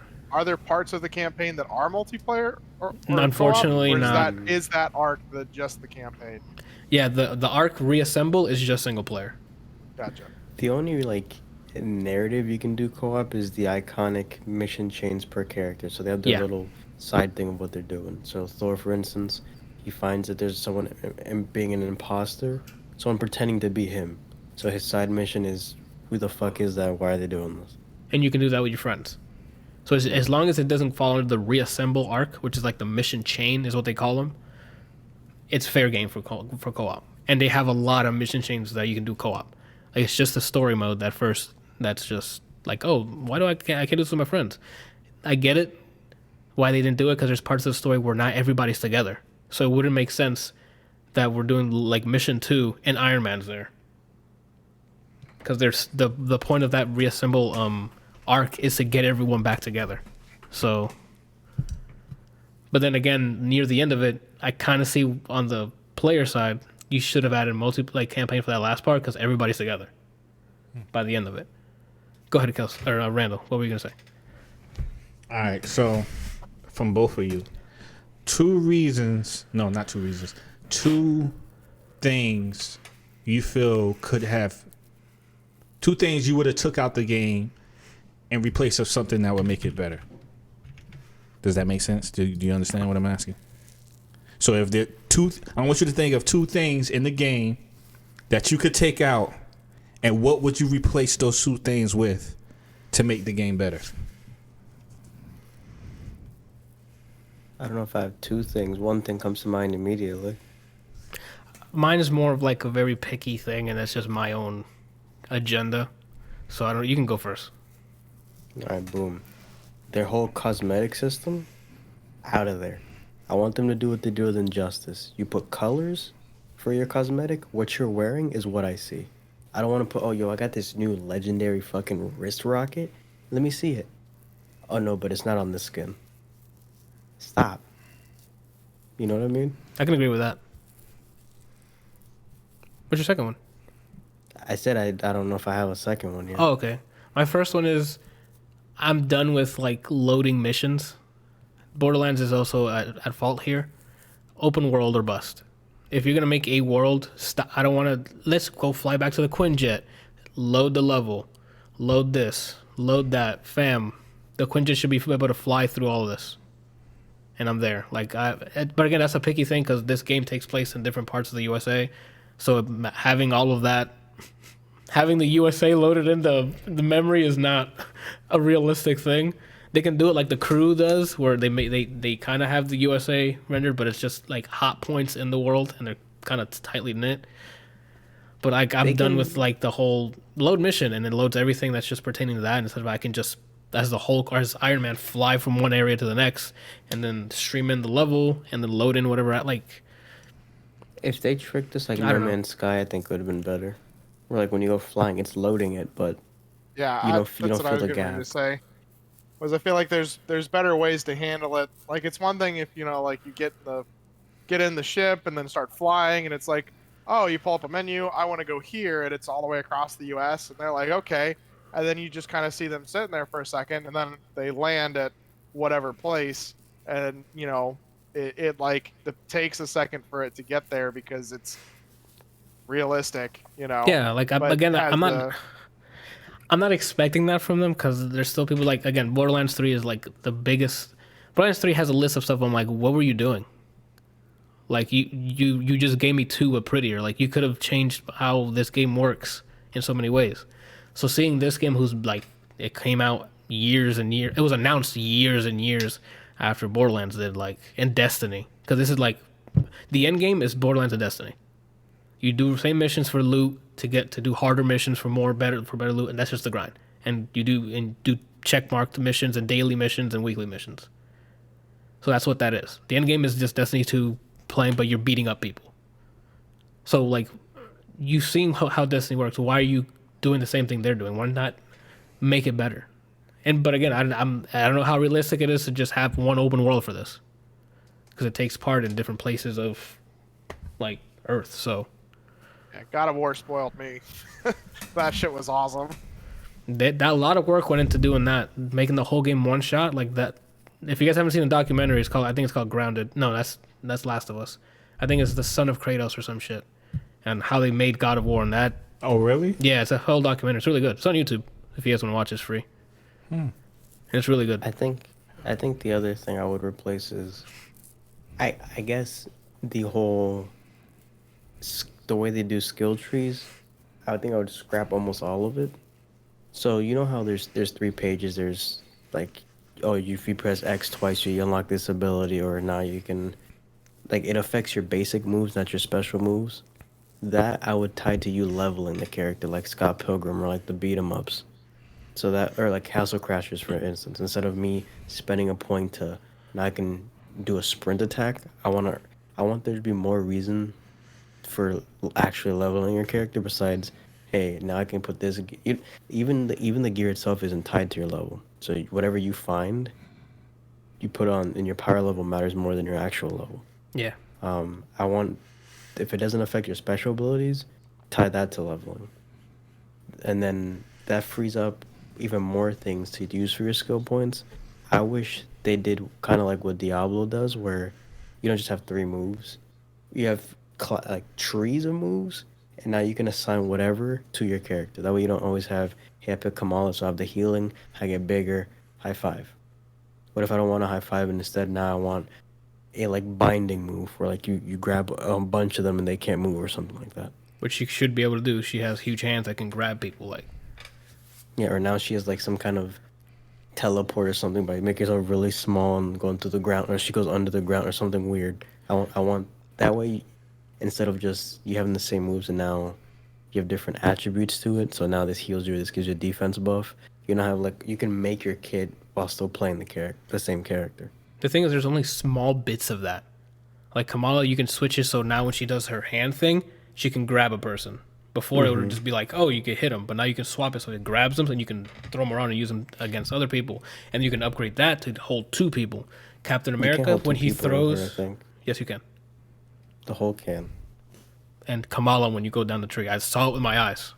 I don't think so, but I don't care enough to argue. And then for Captain America, you can throw his shield, but you can upgrade it so he can, on catching it, if you can time it, you can throw it and it's stronger. And on the 3rd time, it'll stick to the person and they'll go flying. That's awesome. You can go down the route that I did where you can hit it, and on the way back, if you press a button, he'll do like an MCU. He'll turn around and kick it back at them. What? And that's how I have it. So like I can throw it at him. As it's coming back, I see a person that way. I aim that way, hit the button, and he'll kick it to the other guy. Nice. And he'll come back and catch it, and I can dash in and start doing more combos. And you can apply that to the I don't remember what it's called. One of his special moves, he throws it. Like he powers it up and he throws it, and you can... Is it Brooklyn Basher? Spin? No, his ult is Brooklyn Bruiser. But the one where he just throws it's like the sideline, something old. Something an old person would say. Yeah, and you can put that type of mechanic into that move, which is a powered up version of you throwing it. And that move bounces between people without you have before coming to you. So you can throw it, it hits 6 people, and on the way back you can kick it back, and now it'll bounce 6 more times and come back, and then he'll grab it and you're buffed. Like there's small doses of that. What they need to do is lean more into that, like make them completely different when they're going down a different tree. Basically Mass Effect mixed with Diablo in terms of skill customization. That's what I want. I wanted it to be more in depth, and then give you a reason to do everything. You level so you can get more basic attacks. You get the skills to do this. Just reallocate everything you can get. I feel like just from watching and the style of gameplay, it would be way better to have it be like God of War or Sekiro, where you can unlock new moves. You know, where you like press different combinations of buttons to actually do different things, versus only having certain abilities at any given point in time. You know, like if you wanted to like grab somebody, you could, you know, maybe you double tap the grab button, or maybe you punch a couple of times and then press something else and it causes them to grab. So see, like that's. Oh wait, hold on. So what he's saying is in line with what you were saying, like with Kamala. So once you upgrade from the hit to the grab, you can no longer do the hit again? No, you can swap at any time. Oh, you can swap at any time. Well, even then, so she has a range. Everyone has like a range attack. Hers is a punch. You can upgrade it, but if you hold the button, now you grab them. Yeah. Oh, okay. All right. Okay, so they in this, we're back to they're sprinkling a little bit of that. So there is moves you can unlock that unlocks more chain hits. Like Iron Man, you unlock one where he hits a bunch and then he shoots his repulsors down, and that'll break their shield, which is great. So if you're like in the middle of like 3 people and you have a big guy with a shield, you can knock on the little guys, and then on that final hit, turn to him and repulsor down, and his shield breaks, and now he's open to get hit. Yeah, I just feel like that's like, so like Brian was comparing it to like Diablo 3 where you could have like multiple things. I think that's a cool idea, but I just don't feel like that for like an action fighting game. Like a beat 'em up, like, right? Yeah.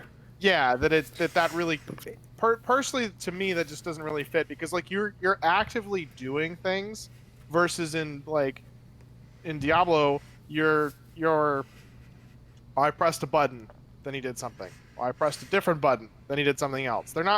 It's not really so much abilities, you're actively like smacking the shit out of people. You should be able to do different things when you're smacking the shit out of people. But it's not smacking the shit out of them like, oh, River City Rampage or something like that. It's the best way I can explain it's just an action RPG. It's not a beat 'em up, so that's why it would fit. Because you're slapping them. Okay, now it's their turn to attack. I can dodge it. Now we're slapping them for more DPS. All right, I'm buffing. It's like that, but if it tricks you into thinking, yo, I'm gonna win Evo in this game. When in reality, it's not like a fighting game or anything like that. it puts an action RPG over the fighting game, if that makes sense. So like they can come in for like an attack that you're like, oh, I'm supposed to dodge this, but then you can put an ability point on some characters where they'll like, I don't know if you want to call it parry, whatever. It'll break that attack, and now they're open. Mm-hmm. And now they'll have a little logo that has like a shield that's cracked, and they're in stun mode and they can get hit. I don't know if it does more damage or not, but like for a limited time, they're fucked up, and then they come back with the shield up or whatever it is that character's attributes is, or that enemy's attributes are. Damn it! Now I forgot what I was gonna say. Another thing I would change. You got me the point, and then I dazed off, and I forgot. You're just saying. What were you just saying? It makes you think you're playing a fighting game, but there's actually an action. It's a layer above it. It's like it's still an action. It's still an RPG. What the fuck was I gonna say?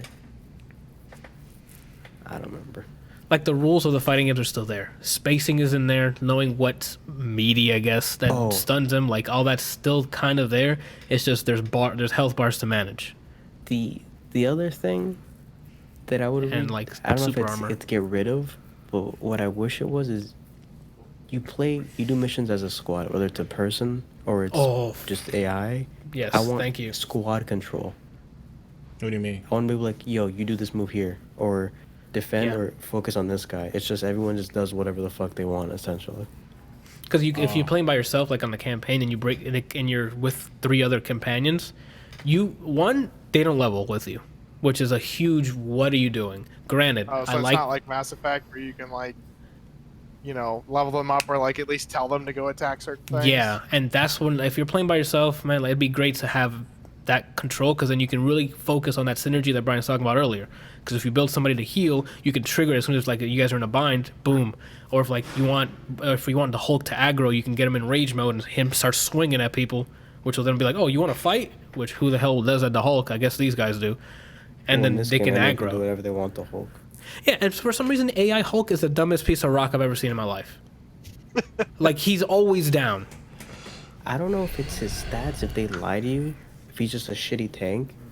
He was my second highest level character. Kamala, I've only played a couple times because the story made me. She's out surviving him. It'd be like, all right, start, and then I have to pick him up. The frame is starts. And the only thing I can think of is maybe because he is a massive hitbox. So all the projectile ones that we can like easily move out of the way, he moves kind of slow, especially for like where I've seen him move in other things. So like he's moving slower, and he's like a huge block. Like if he tries to jump away from something, he's got to do it earlier than normal people, because if he tries to jump away, his huge block is still going to be in the way. But yeah, that's a big one for me. Is like the AI stuff needs work, and like if I'm going in single play, like let's say I don't have any other friends to play with, and I'm like I want to level all my characters, I have to play as them individually instead of like kudos for bringing them with you in the story, Borderlands. So isn't that an element of the game where it could have been multiplayer?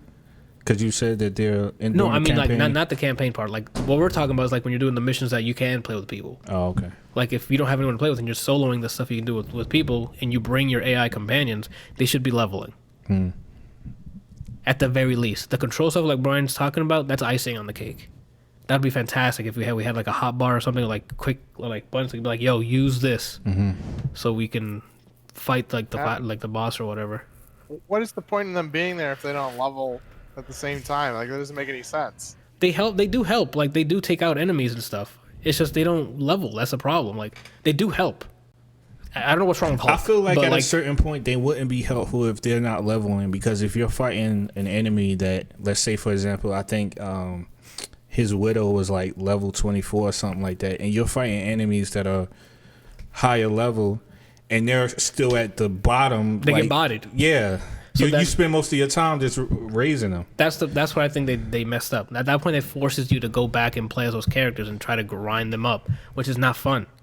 Especially if you're already taking them with you. Like, I get it. There's 4 people to a squad, so maybe 2 of them you need to go back and do it. Fair. But not 3 of the people that I brought with me. But they should, the way they should do it, I think there's 2 ways they can. There's 3 squad things I think if they want the easy route they can do. 1, if you're playing with just AI, have them scale to whatever level you are, so you don't have to worry about their level, like at least in power level. Yeah. 2, just do what Pokemon does with XP share. Give them a percentage of what you're getting at least. Yep. That way you can you would have to play as them to accelerate it. The third one for controlling your squad, just do it the way the fucking either Dragon Quest or Kingdom Hearts does. Goofy, you're gonna be defensive. You're the only one allowed to use healing. Donald, die. Then that's what I tell my team to do. He doesn't like Donald. Donald usually ends up. He no one really. Like no one really goes. Yo, I hope Donald pulls out for me. Like, you know what I'm saying? Like, he pulls through. He doesn't. Oh, you mean the character in the game? Doesn't do good. He just does not pull his weight. You know. But Goofy, he'll die for you. Like, he'll res you when you like. He will Goofy. Whoever worked on it, Goofy's AI was like, no, he's my favorite character. He's gonna do the best.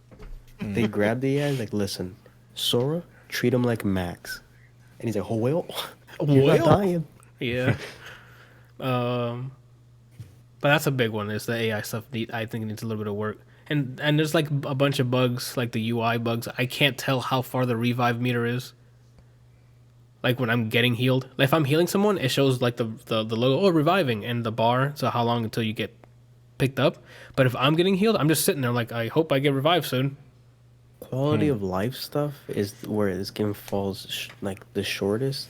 And the other thing is, they over exaggerate when you get hit, and it leads to touches of death. Whereas if you're hitting one of them, it's like, nah, you can stop now.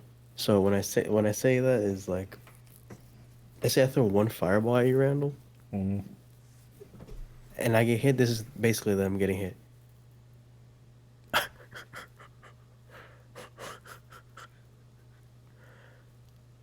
And then by the time you're sitting there doing the Family Guy scene, no one stops attacking. Like, wait, he's hurt. Chill.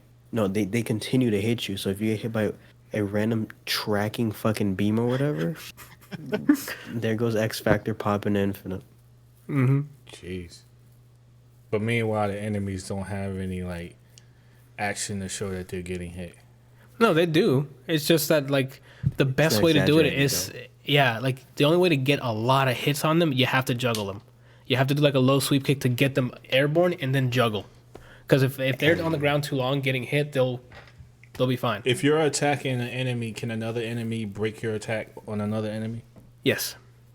Unless you do takedowns, which is when they're stunned and you do like a special command grab thing for big damage. And the other thing is, what was I gonna say? Shit. With certain enemies, so these things called adaptoids who just don't respect you as beings. You can't really sweep them unless you usually pop your ult, which gives your character some kind of buff where you can disrespect them. But more often than not, you either just gotta parry him and then hit him for whatever damage you can get. Everyone just swing at him. Yeah, like those are my least favorite enemies because it just breaks what you've been doing this entire game. It's basically like souped up bots that have superpowers. There's one that's I call Magneto because it's fucking Magneto, but with rocks. He literally just levitates the entire time and just throws rocks at you and then looks at you and then just makes rocks form underneath of you and then you get hit.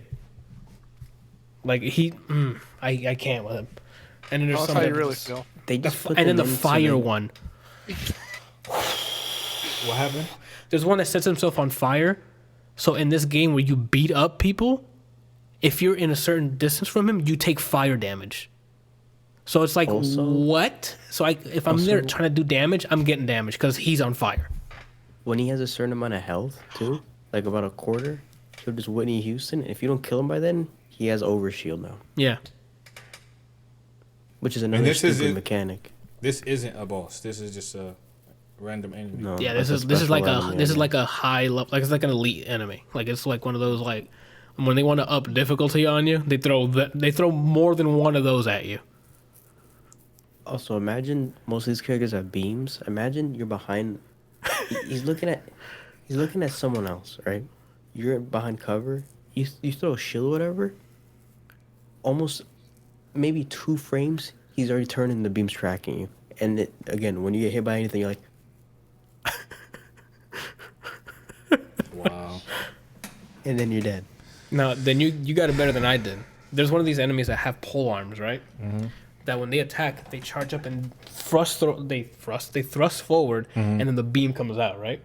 So I'm like, I know that's coming, right? He's looking this way, right? I'm right here, and I'm like, oh, I see. He telegraphs that he's gonna do it. So I'm like, got you.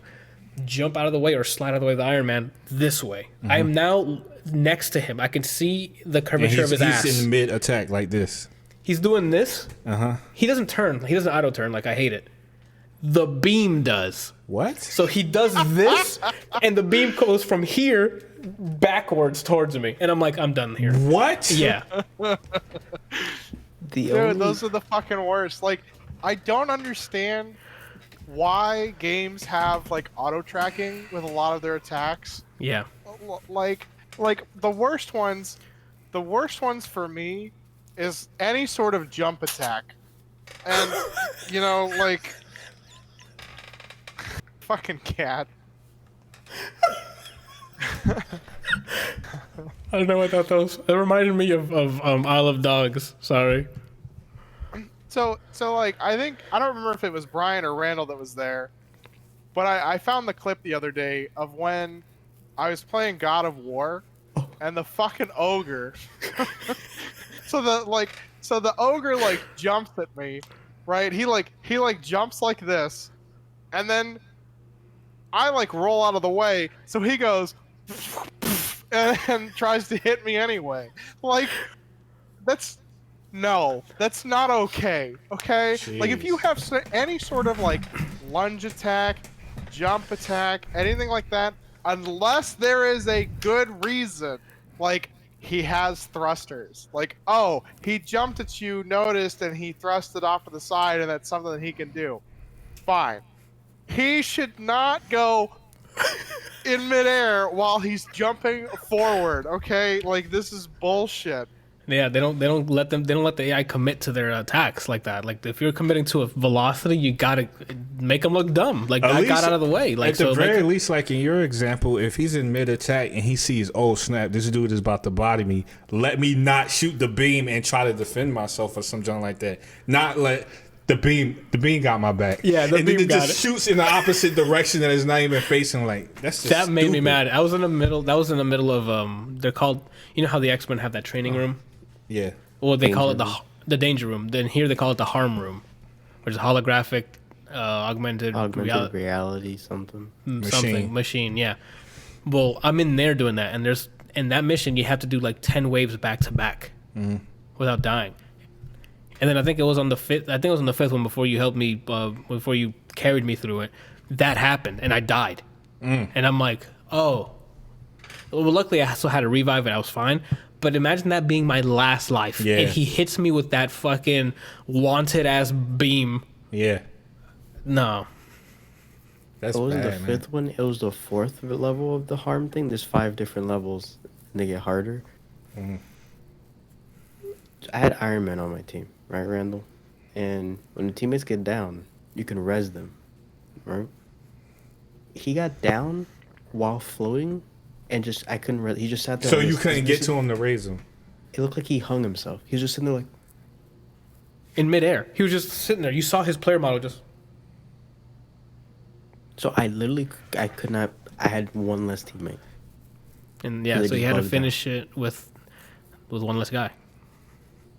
So it's like they still have AI bugs like that. So like they have that game is really buggy. I was looking at some gameplay online on YouTube. Yeah, and it was a cutscene, and Iron Man's was it Iron Man? Who was it? No, it was Cap. His helmet and his head was missing. The only thing that was there was his face. The rest of his body was there, but his helmet and his hair was gone. It was just like from here down. Like none of this was there. There's a whole cutscene. I think it's the last one. Like you beat the game and then they're talking at the war table. Kamala and Thor are just bald. Yeah, I saw that too. I saw one where Kamala was bald. That's when it fails to load the asset. And it doesn't. I don't think it retries to grab it again. It just goes, oh, well, I guess we're just not loading it. That's the only thing I can think of. It's like like an IO issue. I guess to sum it up, unless you have more questions, Randall. So what this game has now has potential. I think if they treat this the way Bungie treated Destiny to an extent, this could be a really good polished game. Right now the idea is there. It's just a lot of quality of life or just adding more to it. Yeah, there's more. I'm with them there. Like this is like the early stages of a beat 'em up Destiny, so it's really rough around the edges right now. But if they polish this shit up and keep adding, how do you guys like more the, and more content, the RPG element of it? I don't prefer it, to be honest. Like I still like my Batman stuff, but loot, and I like seeing. And again, the thing that gets me is like missions, XP, and all that stuff. I still like that, but I would prefer it to be more like Arkham, where it's like it's more animation based instead of health and numbers. If that makes sense. Yeah. Like when we fight in Last of Us, like that feels like I'm in a fight. Like every hit, the person takes a hit, and like they'll maybe block. Like that's what I want. I just don't understand like why. No, you mean to tell me out of everybody that was sitting in that room at that table when they were making the decisions, and it was like we're gonna go RPG route. No one says, but what happens when Hawk punches his fist through somebody's body? What are we gonna do? They try to get I don't really care for like with the superhero games is because it's like you know what the Hulk can do. Everything that he's gonna do is literally gonna one shot everything.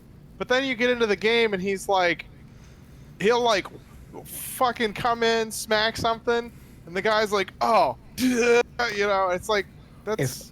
If I were the crying type, playing the Hulk would do that to me. I would weep. Yeah, because he does not. not. I can play Hulk. I main Black Widow. Can you explain that to me?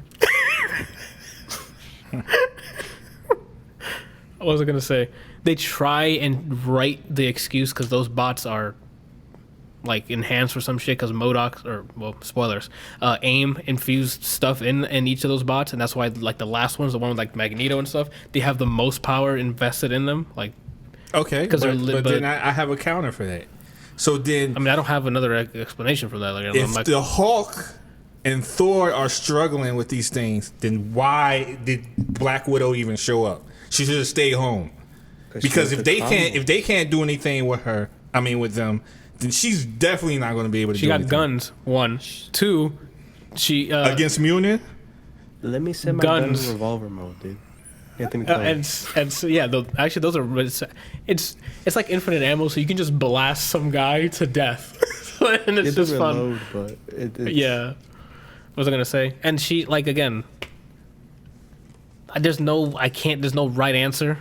That's why I said I'd rather prefer it be animation based, like more like Batman Arkham's like sort of way. Even then, they still have health, but they don't really show you health bars. One of the biggest reasons why I didn't play that game or didn't want to play that game, because when I saw you playing as the Hulk, yeah, I felt so dead inside. Like I was genuinely hurt because I'm like, this has to be the most ridiculous nerf I've ever seen in my life. Besides Endgame. Hulk is one of the worst characters in Marvel 3, yet playing him feels like you're playing the Hulk. I don't know how they didn't do that with this. In a game where you can play Hulk, I main Black Widow. Because again, you guys are expecting animation-based fighting, no action RPG elements. Like this leans more into it plays like Destiny and action RPGs. They can like still, it doesn't. They can still work around that if you. So not animation based, but you can do it in terms of like status based. So it feels like a lot of his stuff doesn't break blocking unless it's the ones that take 7 hours. But also when you're doing that, you don't have any kind of armor. If you're like this and you're about to hit the ground and someone's like, then you're just staggered. You can break their guard in like a second. With what? You press L1 or whatever as you're gonna aim something. That rock insta breaks guard. No, don't allow them. They said block. Now throw it. You press it and then you swing it at them. You can hit them with the rock, and that breaks their shields. I don't think that's true unless you level them Load up it more up. than this. No, from the get go, you bring that rock out and he has it in his hand. You hit X to swing at him. immediately breaks their block. I don't believe you there. Load it up. I know you're gonna play it after this anyway, so yeah. We need to wrap this up. Once I found that out, I'm like, oh, he's viable. The fact that you said that he picked up a rock and swung it at somebody, and the only thing other than death was he broke his block. Are you serious? That person should be dead. It's not people. It's bots. Bots. Then it should be a million pieces. Yeah. Again, they're infused with other things. Like the only way if he came out and said all these bots are made of vibranium. That matter of fact, that still doesn't count because the Hulk can destroy vibranium. He's eating Wolverine. So, Randall, you're looking at me like I wrote this, my dude. Like, they wrote something for it to be like, I guess, and that's it. I'm directing all this information to you because I feel like you know the people who made this game, and I'm just trying to get you to convey how I feel so that you can go talk to them and tell them how I feel. Why I'm not playing this game. They're not making the game you want. Again, this is tailored to the people who want to grind, who want to do the Destiny stuff with daily challenges and weekly. They're not focused on, the Hulk shit. And if this was the way you were talking about, Randall, this A-Day would be done. What do you mean? Like, after A-Day, when we get back together and we fight the boss, it'd be this game would be like 2 hours long. Then you got to make a more compelling story then. No, as in the game, like, they're...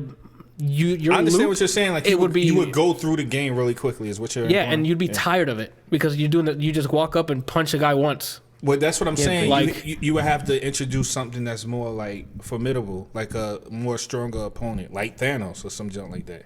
God no, I'm done with Thanos, dude. Another game with Thanos in it. It doesn't have to be Thanos. I said like Thanos. I would rather have Doom.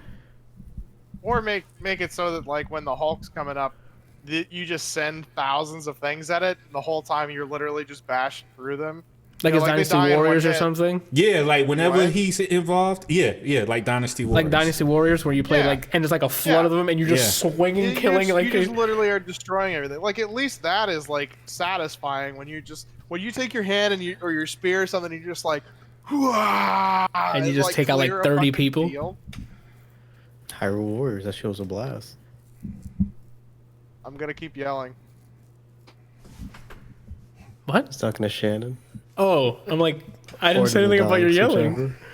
So she said, I'm gonna clear your face if you keep yelling. I was like, well, I guess I'll keep yelling. I don't know what that means. That sounds sexual. I don't have a clue. All right. But yeah, like it's not that game. Like that's what the beta showed me, and that's when I was like, am I gonna like this? Because that's when it got me like I got cautionary. I'm like. Because you saw me play as a Hulk in the beta, and I'm like, why is it taking me more than one shot to break this computer? As the Hulk, I'm like, Once the depression faded, like being a Hulk main, once that threw that out of the window, I started enjoying more. And then beams came, and once I'm like, you know what? Captain America can really reflect beams. Yep. Maybe you can play him. But then I was like, but Black Widow has the tech.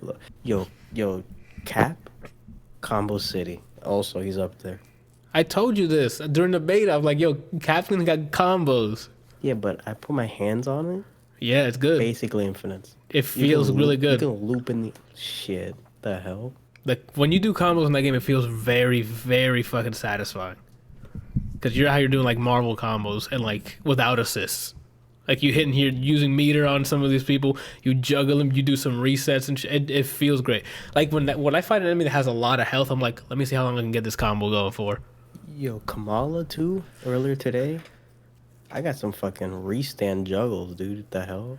My favorite is there's some times where I can get Kamala like I corner combo like multiple people, and then I'll back that shit like in a certain distance, so like I can hit all of them because like at the brunt of her hit, the fist is super big, so I can hit multiple people. So I'm like just juggling two people, and then she can kick upward to have all three three people at once. And I'm like juggling two people or two or three people. If you want to juggle multiple people with her, you do her dash light the Tatsu. Then you get a bunch of them. You do it again to make sure they're all up there. Then she has some stuff, dude. They all have tech. I know you hate Iron Man, but Iron Man got tech too. Like so those three are like the ones that I'm like, yo, this is pretty entertaining. Iron Man can drown. Thor, I use him for like an assist or whatever. And Hulk's barely playable. They need to put Hulk in the game. I don't know. I like Hulk too. Like once I figure out the that fucking tech to just break their shield immediately, I'm like, I'm good. There's easier ways to do it with everybody else. And then the raid. Yeah, you play as Hulk. No, it's not. It's something. 2 buttons. That's how you break the. So yeah, it's easier. Okay. And then I don't even have to commit to it. If you charge her heavy, she just throws a grenade at them and it breaks. I saw both of you guys having the same issue with Hulk, where he's doing like that gamma run or whatever, and it's just like bouncing off of people. Because it depends on the enemy. If they have shield on, he won't grab them. Or if their guard's not broken, he won't grab them. But if they're in the right state, while he's running, he'll grab them and drag them across, and then slam them on the ground.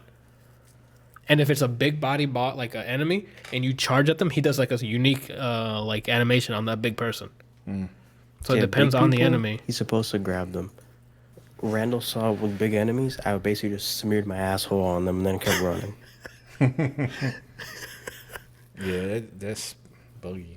It's cool and it works, but it's like rolling the dice. At least when I was playing it.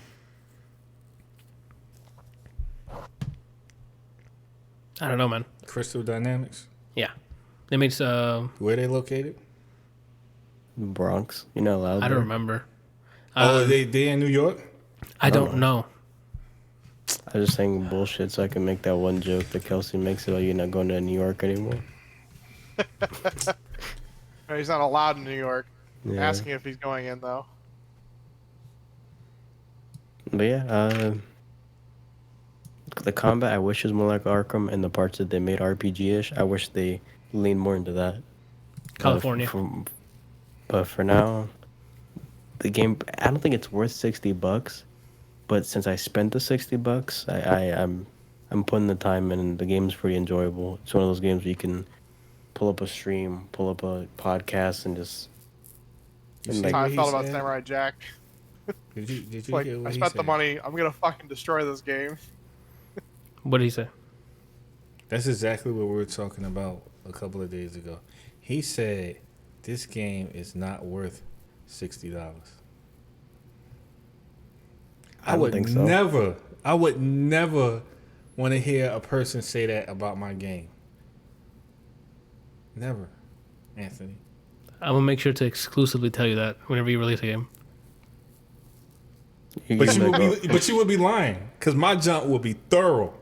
It will be under heavy scrutiny before one gets shipped. But you also have to understand that, like, Bryant's a single person. It's not gearing towards his style of gameplay that he wants. And so, yeah, to him it may not be worth $60. To a lot of other people, it will be worth $60. Mm-hmm. There's no way that you're gonna make a game that's gonna appeal to literally every single person that buys it. I'm not saying there's gonna be tons of people that buy the game that are expecting like all this other stuff and go, "This is not worth the money that I spent." Randall, okay, so here's my argument. Okay. Before you do that, I want to put an example to that. And I'm sorry for the people who developed this game, but there are people out there who say Hellblade Senua's whatever the shit was worth money. Do you remember Hellblade? You played the girl with the thing. Yeah. They're like, "Yo, this game's lit." Randall, no.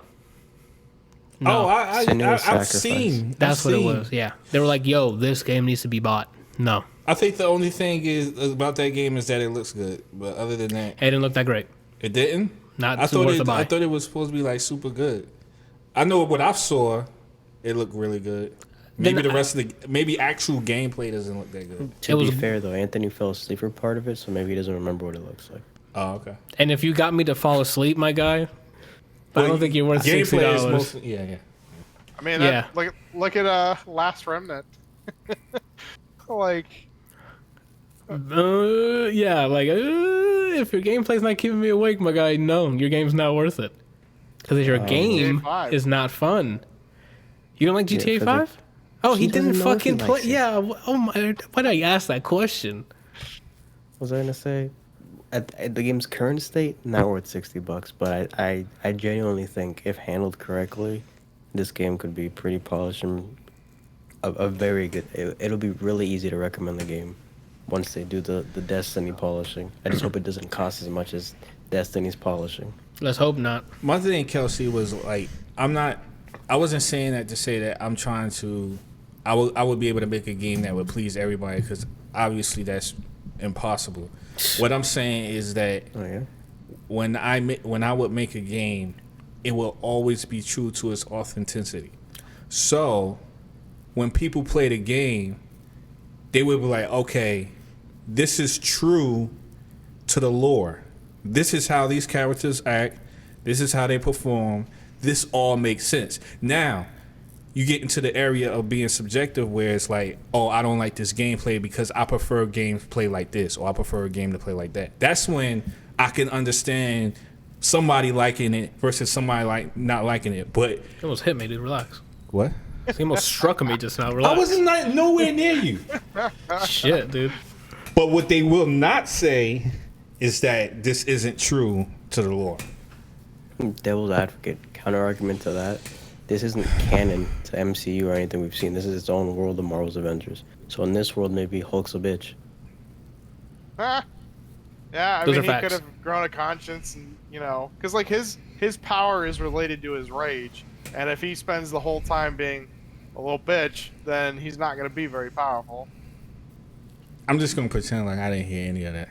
Well, that's you dismissing. That's someone's argument. Like that's not. How is that an argument, Anthony? How can anyone say, well, Hulk is in a game that he doesn't behave like Hulk? In a different timeline. He just told you. The Avengers movie. When has that you ever know? happened? Just please give me one time. When has that ever happened where Hulk was in a storyline where he didn't act like Hulk?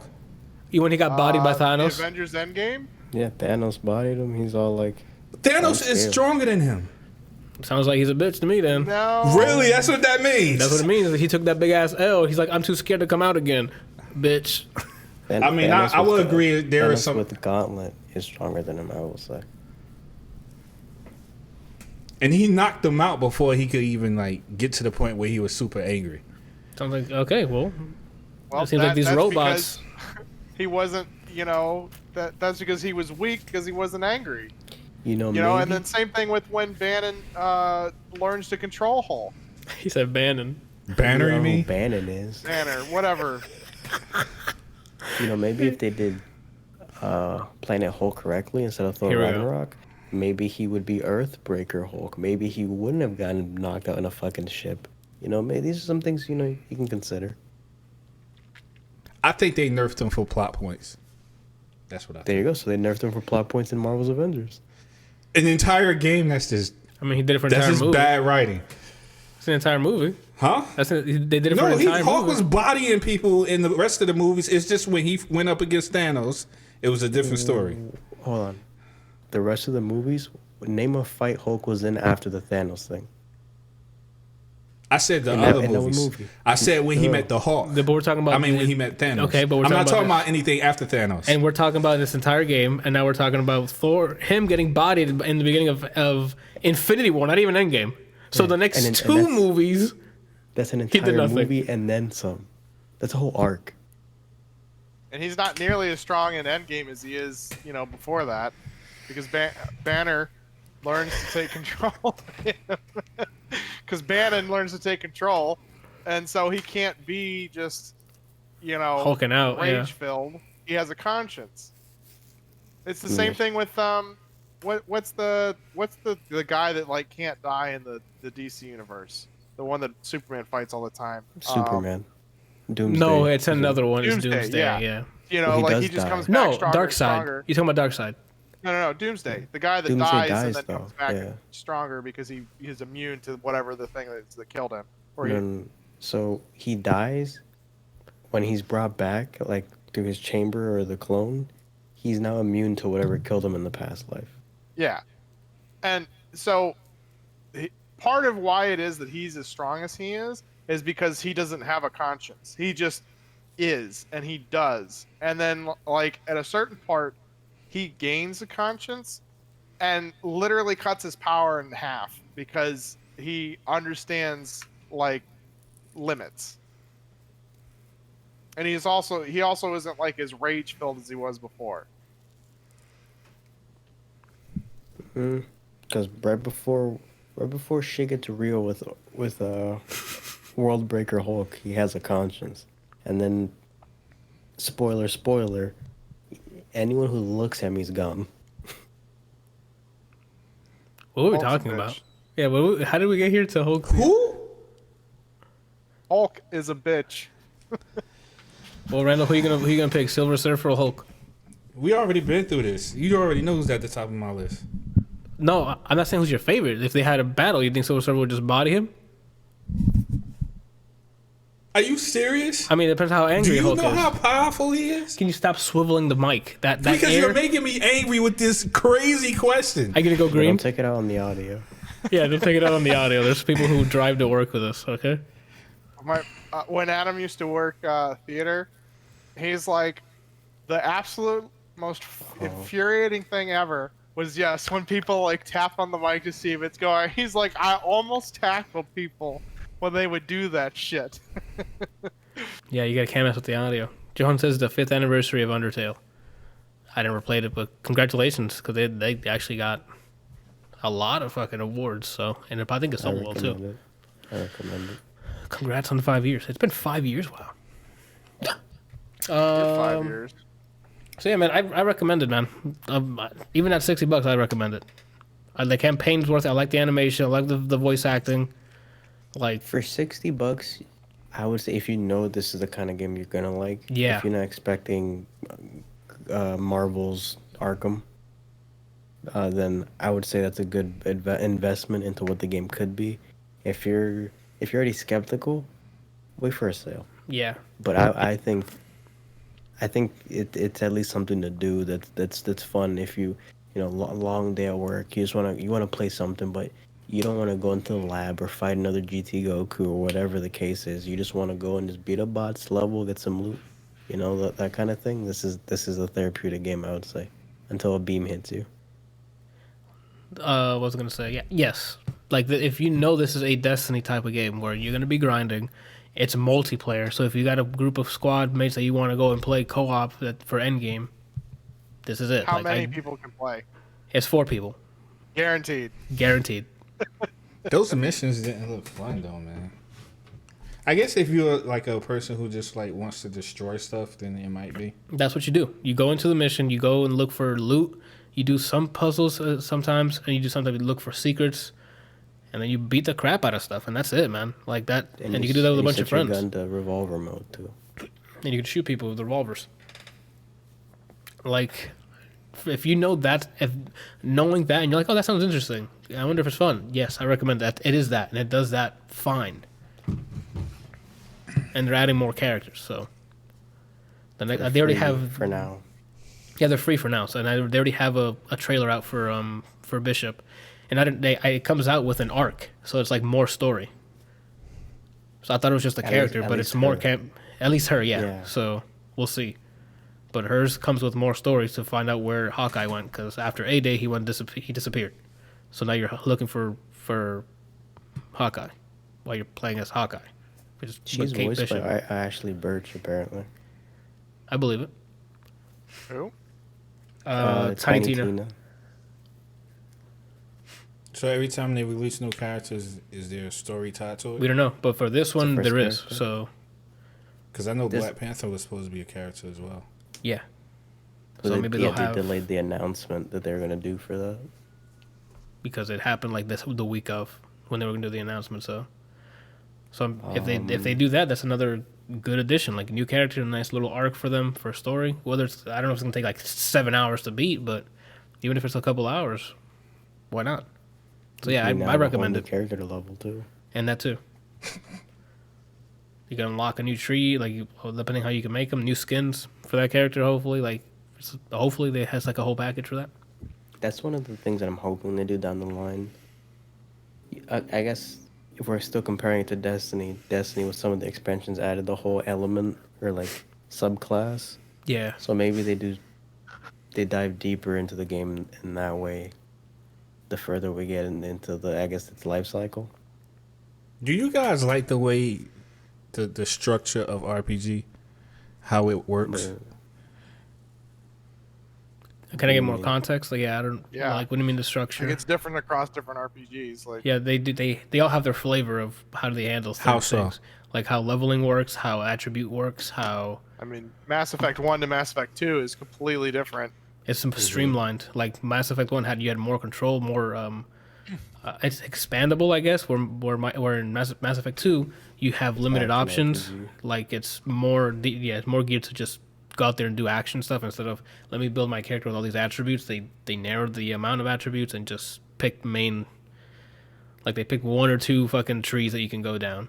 I guess maybe when I say that, I'm thinking probably more about the leveling aspect of it, because I don't know. I'm just thinking to myself, if you're really putting in the wrench time or making your character better, not just with like equipping him with more new moves or increased stats, but you're also like, because there's a learning curve to like playing a character, you know? Yeah. And as well as like, if you implement new moves, there's still a learning curve. And if you're like really putting in time and you're getting better with playing with this character, but yet you're still kind of like at the mercy of numbers. You know what I mean? That's part of the learning curve, because at that point you're getting loot that should complement what you're playing at, how you're playing as, by percentages. So if you're playing a character that does a lot of AoE, you'd get loot, or if that's how you want to play him, that takes up a bunch of people at once, you'd get loot that would benefit or enhance that. Bigger AoE, or now your AoE does poison damage, or now your AoE stuns them in place. So why is it that I feel like when I see people play RPGs, they're always playing somebody that's a higher level than them? I'm sorry? The enemies are higher level? Yeah, exactly. Because it gives them more XP. Yeah. If you can take them down. Yeah. And if they build their character in such a way, they might be strong enough to take people down that are higher level, because it's percentage based most of the time. Oh, you put this on and you match it with another item or an ability that now you're stacking percentages on top of percentages. That can give you big damage or big healing or big defense. Or they just, there's certain aspects to certain games that you can use to kind of abuse the way it works. Like in Final Fantasy VII, the materia system, you can chain things if you get certain materias. And like one of them is when somebody attacks you, you can summon the most powerful summon in the game as a counter attack. Okay, so you could summon Knights of the Round, like you just summon Knights of the Round Table anytime something attacks you. So and that's dumb damage. Almost a guaranteed kill on. That's probably a guaranteed kill on most everything, because I think it hits 15 times. And you can do stupid damage with them. I mean, you could do it where you counterattack and then summon. Like, it's just, there's stupid combinations that you can do. Yeah. In all these games, they give you more ways to experiment. So in Mass Effect, you experiment by whatever class you pick, the gear that you put on and its stats, and then who you choose to be with you along with their stats and the skills you pick. So if I'm playing as a biotic, which is like their purple ability, so if I'm zoning people with gravity, what biotic abilities can do is called like a kinetic, I forget what it's called, kinetic burst or a bio detonation. If I lift someone and they're floating and they hit my teammate uses a biotic ability on them, I cause an explosion of it. So now I can do that to get rid of enemies closer. If I know that I'm gonna do a biotic build, I can do an ability that does like a vortex, summon multiple people in there just like a snap. So then it's just optimizing. Imagine optimizing in a fighting game, but PvE, and that's basically what it is. But where numbers matter more than the frame data, like damage numbers and things like that. If that makes sense. You're gonna get a taste of it in November, Randall. Yeah. Cyberpunk is gonna be RPG, so you're gonna have to start optimizing the way, figure out what is the way you want to play, and then start getting loot or guns that benefit you in that way. Or that can do. I'm okay with that. I just don't like. I don't want something like that to overshadow skill. You know what I mean? That is a skill, though. No, I'm not saying that. I'm not saying that isn't a skill. I'm just saying I don't want it to overshadow my skill, like my ability and how well I am able to play my character. If that makes sense. At least in Cyberpunk, I don't think the game's gonna aim for you. Yeah, like you still have to aim. And like they're gonna be critical points. Like headshots gonna do more damage. Or if you're fighting a boss, I'm sure they're gonna have weak spots that you're gonna want to aim for that'll do more damage, or it might stun them, or whatever the case is. So you'll still have to aim, maneuver. What is it? Instead of like footsies, it's positioning. Make sure you have the higher ground, or make sure you're behind cover. Like that stuff is FPS 101. Like you still need to play at FPS. What's wrong with Discord? What happened? So the ground doesn't matter as long as you shoot them in the face. And it's gonna be faster than everybody else. That's true. That's sometimes true. Depending on the build like that, like if your character's speed is fast and they're not shooting where, sometimes there's enemies that don't shoot where you're gonna be. They just shoot where you're at, so you can just keep running around and like dodging bullets. If the enemies are able to use weapons like you get or similar, then that game is gonna be really stressful. Because some of the guns that V get, not only can he shoot through objects, but he got guns that like you shoot in the air and the bullets go to where the enemy's at, even if he's behind cover. But that's because he hit him first with the tag. No tag. I thought that was a tag. There's a gun that you just shoot and the bullets find it targets the character behind the whatever they're hiding behind. What do you say? Bullets. What'd you say? I thought that was like a micro missile thing, not bullets, where you like fire missiles into the air and the missiles seek out targets. It might be missiles. I don't know. It wasn't nothing like, not like a missile that you would find like on a aircraft or something like that. It came from an actual handgun. But you have to also keep in mind that I think there's another layer of combat in Cyberpunk because you can do hacks and stuff, right? Yeah. So that's another tree that you can go down. Oh, Brian straight up does blacked out. I forgot. Like he hasn't seen much of it, but you can do things like that, like in Deus Ex, but probably more engaging. Because Deus Ex is very slow. Dude. It's a lower, slower pace. And what? Deus Ex. Deus Ex or whatever. Deus Ex, sorry. It's a very slow pace game, so it definitely like.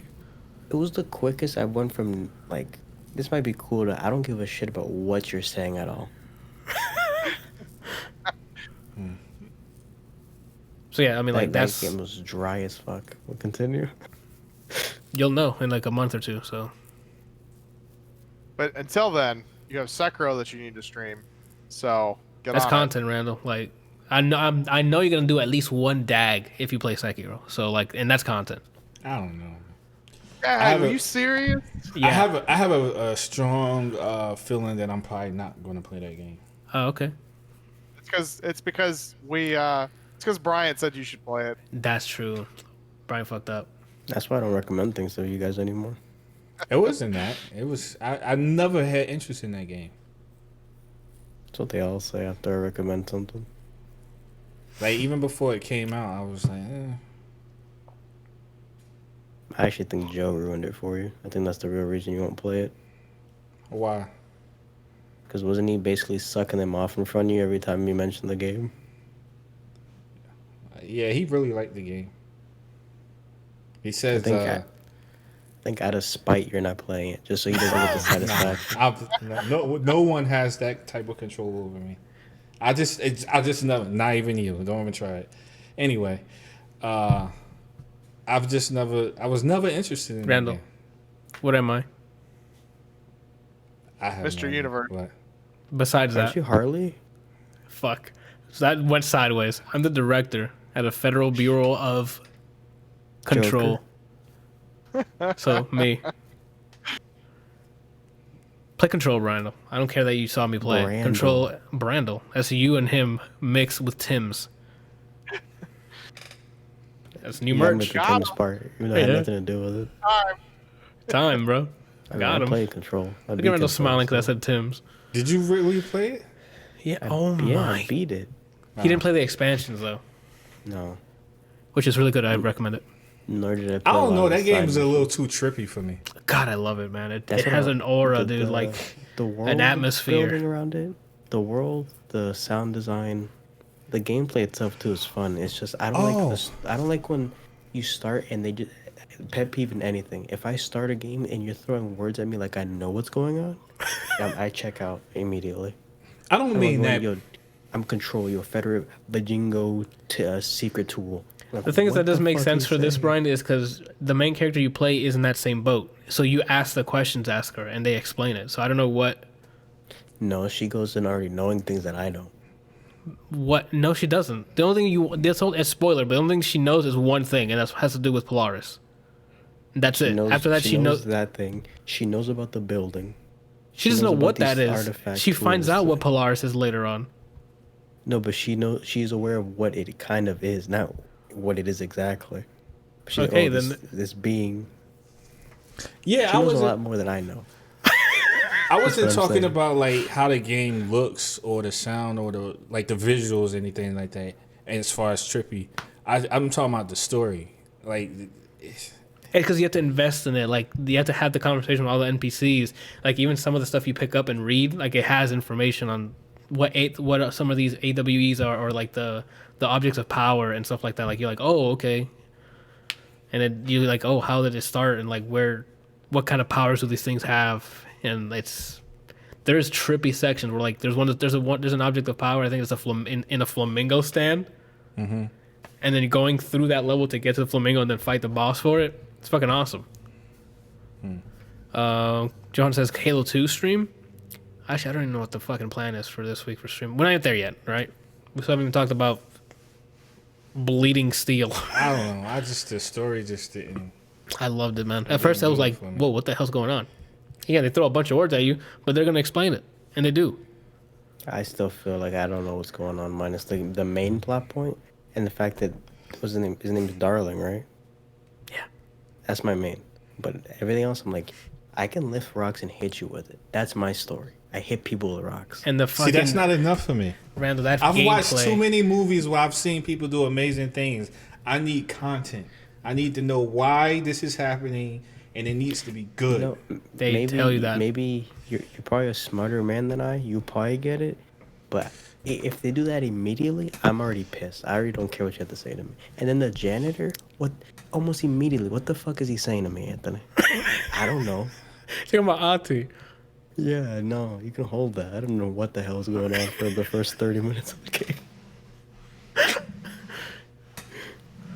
You have to invest the time into like looking around and doing stuff and that. Like you can still get a lot of exposition from the main story and talking to people. So, and then you find out the nice details about like all the other small lore stuff by reading it and then doing the side missions, like fridge duty. I really like that one. Fucking, that was so good. Yeah, the guy's been sitting there staring for so long, eyes bleeding out, and he's like, "Someone, go get someone to switch." You can't not look at the fridge, or the thing will come alive. The power comes out. So they have a shift of people switching, and they have to sit there and look at the fridge. Yeah, but you blink as a human being. Nope, not the people that get in there. That's physically impossible. They swap quickly. But I'm saying the person that's sitting there has to blink. Dedicated. Welcome to the Federal Bureau of Control. Randall, I told you when you was playing that game, on my second day as intern, I'm like, I quit. I'm not. You see some trippy shit in this fucking game. It's just fun. The control's so fun, dude. I'm like, thank you for the opportunity, but I don't think this is a good career path for me. There's no interview, Randall. You were chosen to be the director. Well, I quit. Somebody else could be the director. You have chosen or been chosen. Or been chosen. That's a Half-Life start right there. Man, imagine if they made a new Half-Life game. That's one of the few games, Control, not Half-Life, where my gun was just for show. Because if I had meter, rocks. And then they added more mods in the oh my god, Brian, like Avengers so good. So many more mods that you can start making crazy builds where you can just be strictly energy. Like on a hit you get energy, on hitting them you get energy. It's so good. Alright, so now that we're talking about Control again, we're moving on. Please buy Control and play it. It's great. Combat's fun. How much does it cost right now, if you really care? I guess I don't really care. I'm not. $45, you said? $47.99. Oh, well, it's definitely worth $47.99. Is that the shipping price? The shipping price? Yeah. What do I mean? Like, how much did it cost when it came out? Oh, no, it was $60. Oh. I got it for free. It came with my graphics card. Oh. I'm like, yo, if you're trying to over here just like talk about piracy the entire time, that's on you, guy. No, they gave me Control, and they gave me Wolfenstein Youngbloods, but I still haven't played that. Another one. If you just want, that's what fucking blows my goddamn mind. Brian wants to go mindlessly just do things. That is that game, except guns. Yeah, but I watched you do it already. I already gunned out by watching you. What game you took? Wolfenstein Youngblood, when you play as Blazkowicz' daughters. Yeah. I mean, if we actually get through games on our co-op list, maybe I would play it again if you wanted to play it. But we still have Remnant to fucking beat. We have that police game. We have Battletoads. We have Darksiders. No Youngblood for you. I already beat it. Like, it wouldn't be for me. I got 100% on it. You don't itching to play it with me when I mentioned it. That game's so good. All right. Let's keep it moving. Randall. Did he say Battletoads? Yeah, they released a new Battletoads. Yep. What? Randall. What, Kelsey? We talked. Is he fucking with me right now?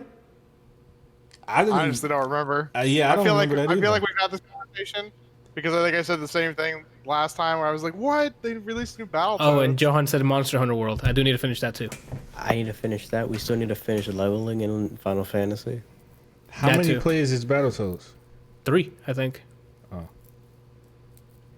Are you guys serious? One day there will be a game where all 4 of us can play. Consistently. The Division 2. Oh, here we go. I don't want to play Loot Clancy. Did you say you don't want to play Loot Clancy? Yes. Not every Tom Clancy game is a loot game. Yeah. Well, I'm just calling this game Loot Clancy. Then call it the Division Loot or something. That's the Division. The Division Loot instead of Division 2. Loot Division. Let's call it Loot Vision. Javi says maybe if they fix Anthem. We'll see what Anthem 2.0 looks like. Yeah. Apparently Battletoads is couch co-op. It's not? No, it's couch co-op. It's not. Oh, bro, you had me like. I was about to call Phil Spencer right now and be like, "What the fuck, Brian? No, we got it." But yeah, I was looking at the thing because I remember pulling this up when you said it last time, and it shows them like doing one of the levels, and then it pops up and it says 3-player couch co-op. Yeah, explosive 3-player couch co-op. That sucks. I thought it was going to add an online, like a lobby system. Parsec, that doesn't matter. And yeah, we can also do Parsec. So.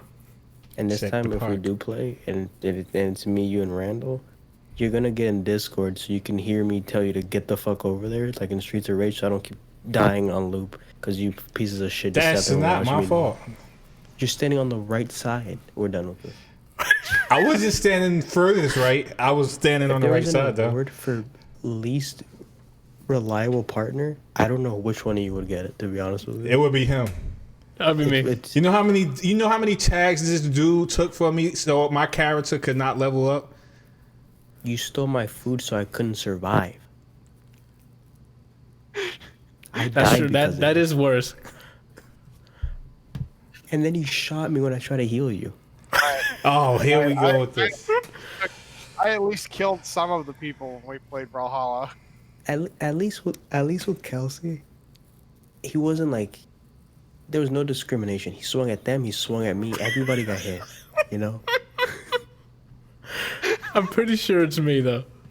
I just don't do like the whole friendly fire stuff. You're gonna get hit. When it comes to battle, like we're in battle mode, red. You're moving. You need to get hit. You know what I'm saying? Because I'm not a zoner, so I need to hit. I need to run at something and swing. So if you happen to be the thing, I don't know, Anthony. As of Power Rangers, I think he might be. But that was fun playing as him though. He's out here. I just got the guns out. I'm like, let's go. There's no way to keep him off me with his fucking ice powers. God damn.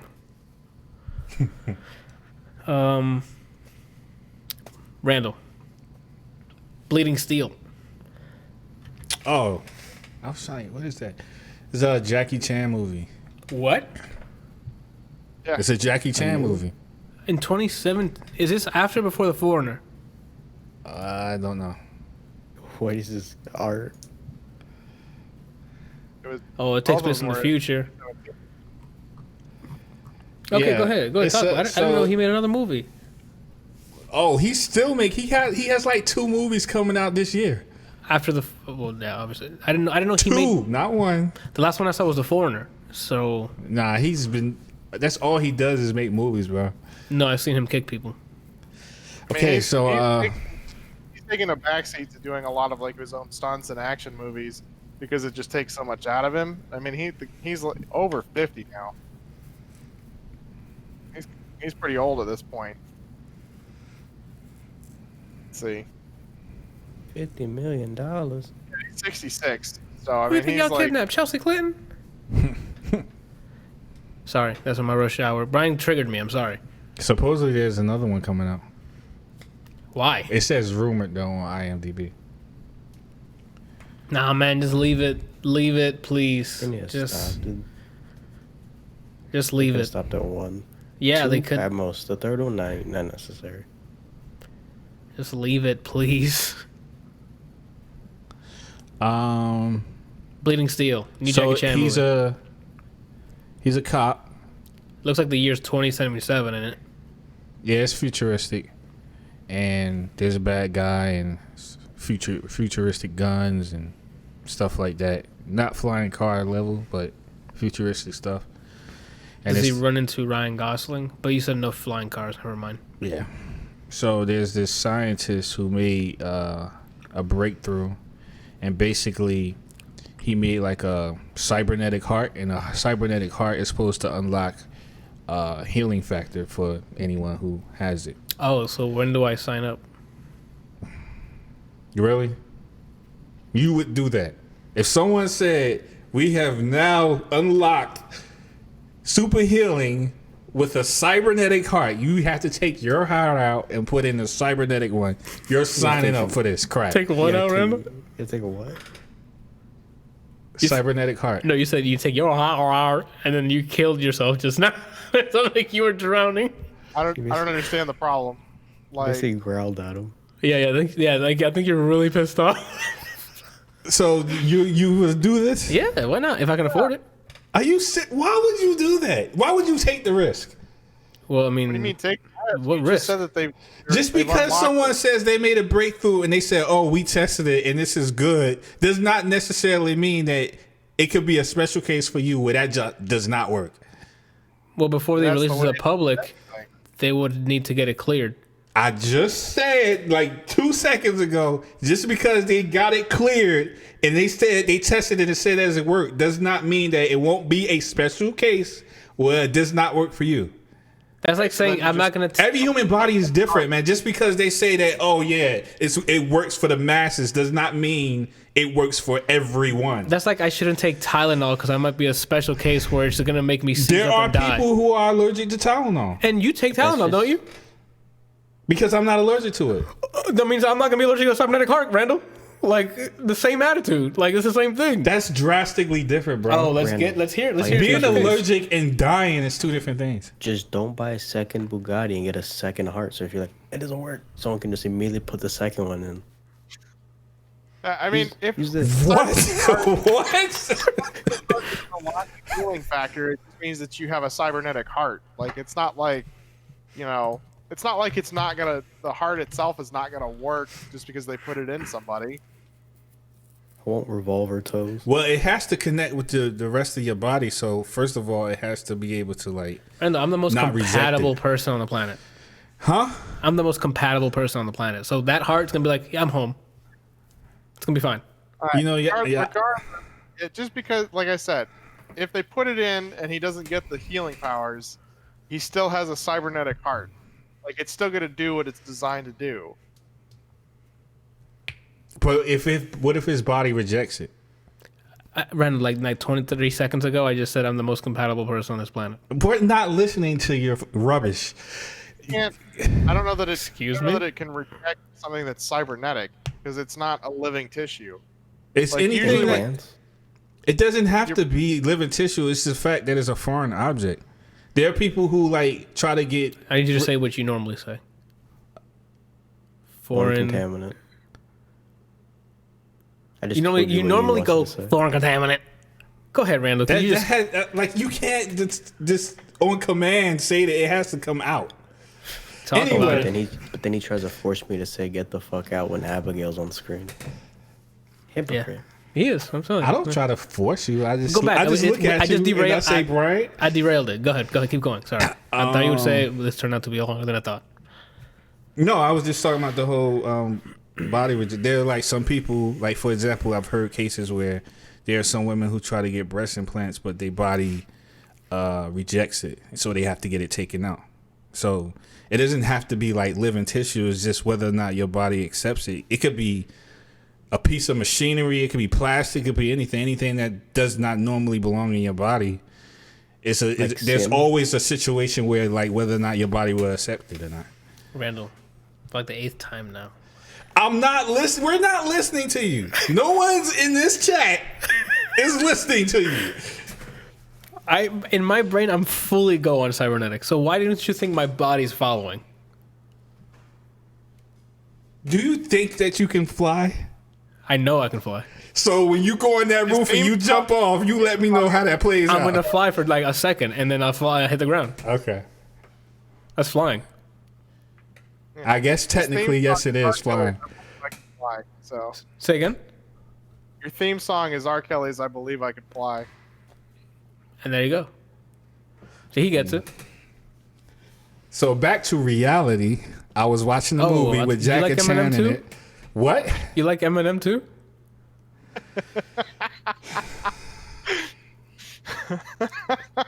So the Jackie Chan movie. So yeah, the cybernetic heart. There were obviously test subjects, and one of the guys who was one of the early test subjects, his body did accept it, but there were some side effects. So he has like. What did he say? What did he say? I don't even want to know. You don't want to know. We're gonna move on.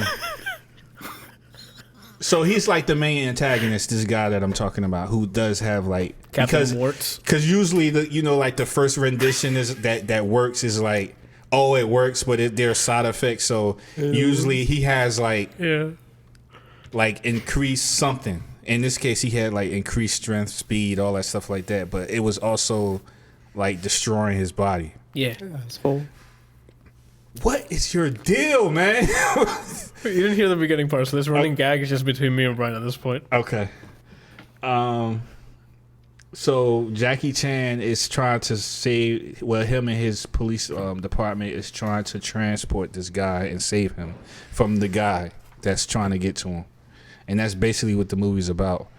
There's like a side thing where he has a daughter, and his daughter is sick, and you find out what happens with her. Is her name Soo Young? No. Oh. Did I tell you? Did you ever look her up? No, Randall.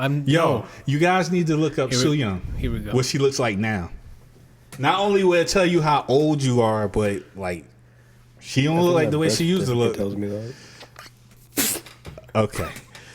Anyway, it was pretty cool. It's like I said, it's just like a futuristic cop movie, action, martial arts, a little bit of gunplay. Yeah. You recommend it? Is it like a family version of a Jackie Chan movie, or is it like bloody and like? It's not gruesome bloody, but I wouldn't exactly say this is like for the kids. It's not like Drunken Master or like Rumble in the Bronx. Like it's not classic Jackie Chan, but like those Jackie Chan movies you can watch with your family because it's like nothing like it's just martial arts. I wouldn't really because it's just him like throwing ladders at people and stuff. Like he's him using like the environment. But like it gets pretty bloody though, especially in Rumble in the Bronx. Oh, I might be remembering it differently there. Like you remember that Rumble in the Bronx getting bloody. Yeah, that's what I'm saying. You remember the part where like they trapped him in the alleyway and then they was taking glasses, bottles, and they were like hitting it with the bat and it was hitting up against the wall because he had nowhere else to go and it was breaking and he was getting cut every time it happened. That. So well, some of it. Okay, never mind. Some of it was. Like I said, I wouldn't recommend this movie I wouldn't say, oh, this is a family movie. It's not like gruesome or anything like that, but it's just. There are some parts, how like sometimes you watch some parts in the movies and like some parts seem low budget. Okay. It has some of that stuff in it. Overall, it doesn't look low budget, but there's just some stuff where it's like you could tell like they didn't get the best CG studio that they could. Right. But usually Jackie Chan movies don't focus on that. They focus on like the action sequences. Like, are they still Jackie Chanish? Like him using like the environment, just zipping through small things. Kinda, not as much, but kinda. Gotcha. Would I recommend the movie? If you're a Jackie Chan fan, maybe. Yeah. I that's safe to say. If you're a Jackie Chan fan, yeah, I would go with it. Okay. All right, then we can go over the Ubisoft Forward. Hold up, before you go over Ubisoft Forward, what is happening tomorrow? The PlayStation 5 showcase at 4 p.m. Eastern. They're going to showcase probably more PS5 games that's going to come out, and most likely the price. Because that's the big thing. Everyone's like, balls in your court, Sony, and we've been waiting for a price. When we can pre-order it. When so you say more games, do you mean new games or games we've already seen? Maybe a mix of both. So they apparently have hired a bunch of air freighters to ship product to different parts of the U.S. and things so that they can meet demand. Yeah. I mean, that's good, I guess. I just hope they didn't rush the hardware and then we start getting fucking Xbox 360 launch issues with the overheating. Like PS3 that lit on fire. Yeah, like, I don't want that, dude. Like, I'm not trying to be a pessimist, but I think that's exactly what's going to happen. Come on, man. Not to the extreme of anything exploding, but I think that the fact that we are in quarantine, quote unquote, and people are not operating like they normally would, I think there are going to be issues because maybe they're not as thorough or can't be as thorough as they normally would. Yo, if that Xbox Series X ever red lights on me, I'm going to be pissed. Do you know how massive that fucking console is? Doesn't it take up your whole room?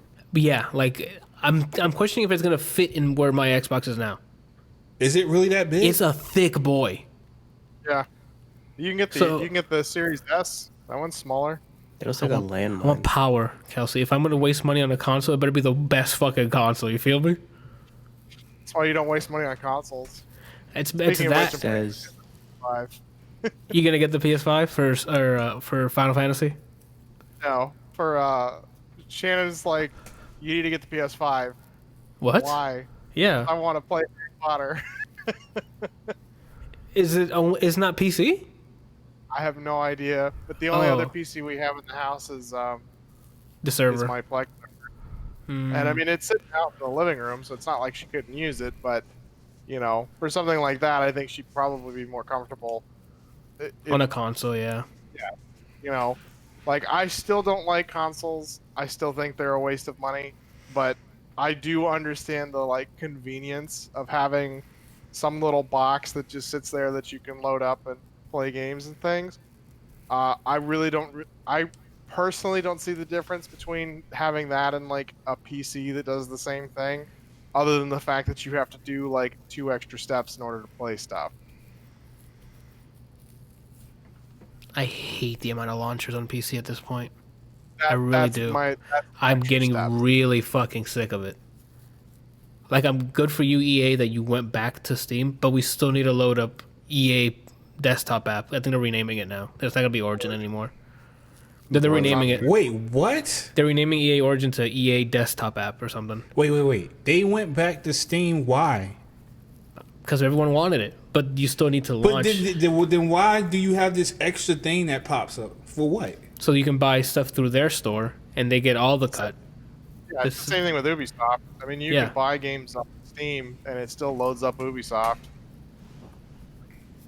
Okay. Like, that stuff, I'm like, I can just not do that, you know? I'm going to... that... Again, it's a small thing, but... To GOG for trying to make a launcher of launchers, but even then, stop. Yeah, like, I'm done with that. Anyway. Yeah, so tomorrow... Yeah, tomorrow around 4 p.m. Eastern. It's hopefully we get a price, a pre-order date. Everything that Xbox already told us, hopefully we get that tomorrow.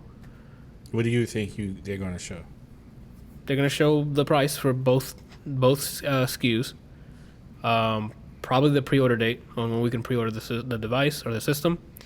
A bunch of either pre-rendered videos of like games that they want you to get hyped for, like first-party games, or title cards. Yeah, or not even that, or maybe just title cards. Like like a logo design of what the title's gonna be, like God of War or something, and like just showing up God of War 2. So they need people to be like, oh, I'm gonna get PS5 because this game's coming out. You know? So, really, a title screen. Yeah. People are supposed to get hyped over that. Yep. Well, I mean, it depends on the game. If they said God of War 2 and that's all they said, people are gonna get hyped because they. I love God of War, and I'm not gonna be hyped over that. Okay, Randall, but I'm letting you know what they can probably do. Another thing aimed at people who like the Final Fantasy remake, they're still making a part 2. So they might just show off like a pre-rendered sequence of the next part of Final Fantasy and be like, only on PlayStation 5 or whatever. And they're going to be like, oh, now we get to leave, what's it called, the first area? Midgard? Yeah, they'll probably show the next area that's going to have ray tracing now because that's the hot market item that you need to have in your games now. Which I'm not complaining, but yeah, and you can do that too. Almost killed him. Is the PS5 supposed to be backwards compatible with the PS4?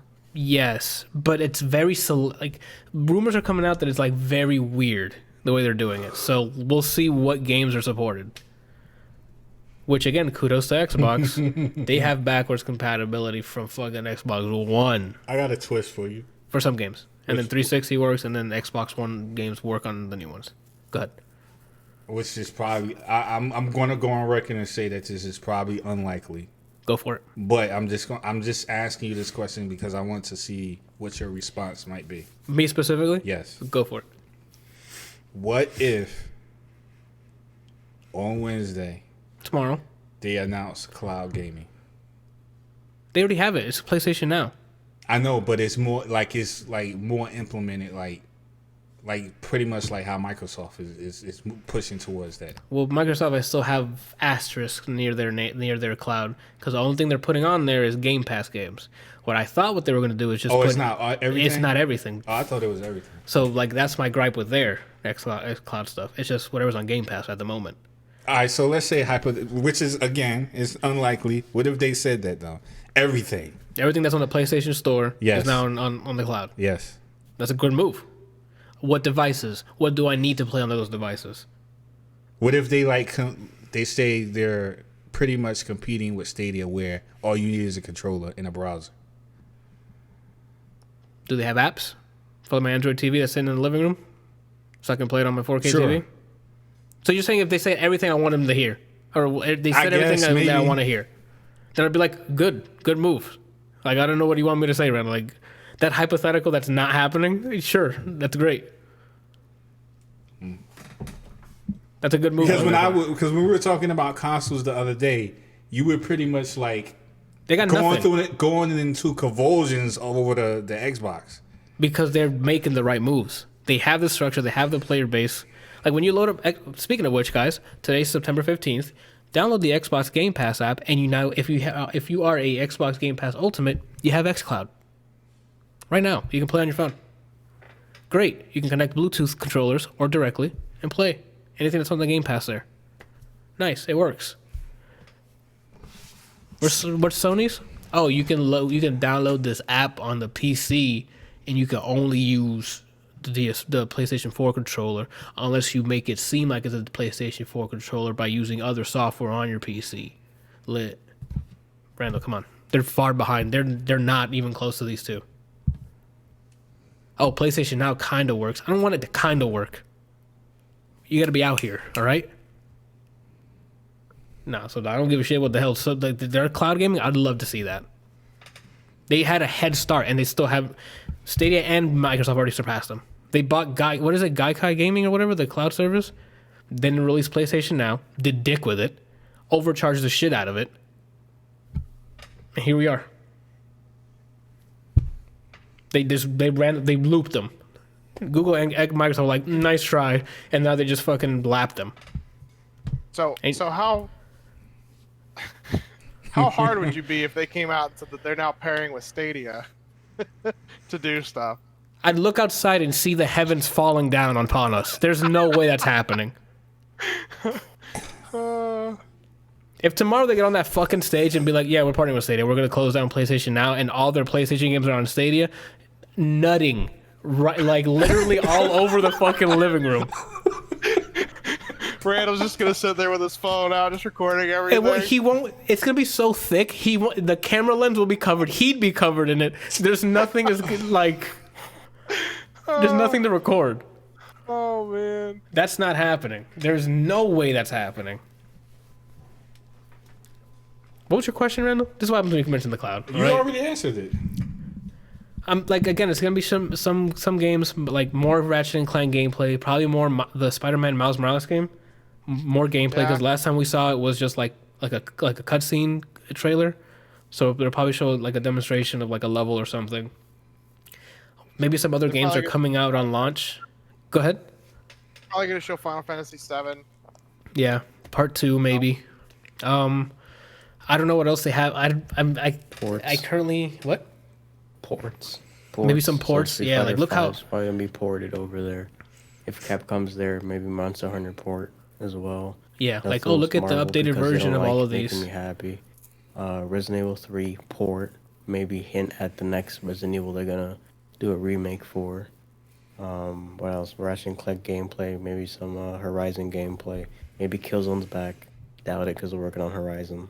Yeah, that'd be weird if they have Horizon. Yeah, they might show gameplay of Horizon 2 because they showed a little bit of that pre-rendered trailer before.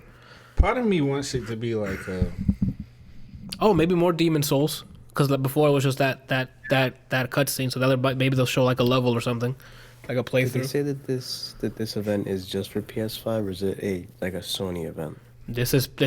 They made it out of their way to call it a PlayStation 5 showcase. Okay, so it's everything next gen. I thought they were going to announce maybe some more games being ported to PC. I don't see that happening. These are the things. These were the case. Like if these things happened on launch, maybe I might actually buy it on launch to have it. No more paying online to play because that's stupid. I can just play whatever games I'm gonna play on my PC. Mm-hmm. And if they somehow did a Games Pass. Either of those two, one of them is mandatory. I'm not buying it if at the PlayStation Now is basically their Game Pass, but not on PC, right? What do you mean? You just get the app and you stream it to your PC. Not even necessarily a Game Pass. If they were more open, no bullshit. What I really think, it's not paying for online. Maybe porting the games to PC, or making a big, announcement saying that whatever multiplayer third part or first party or whatever party games they have, or not first party, whatever multiplayer games that they have on PS5, they're more open to doing crossplay. They already did that years ago. Now they're up to the developers. Crossplay has been open for the Sony network.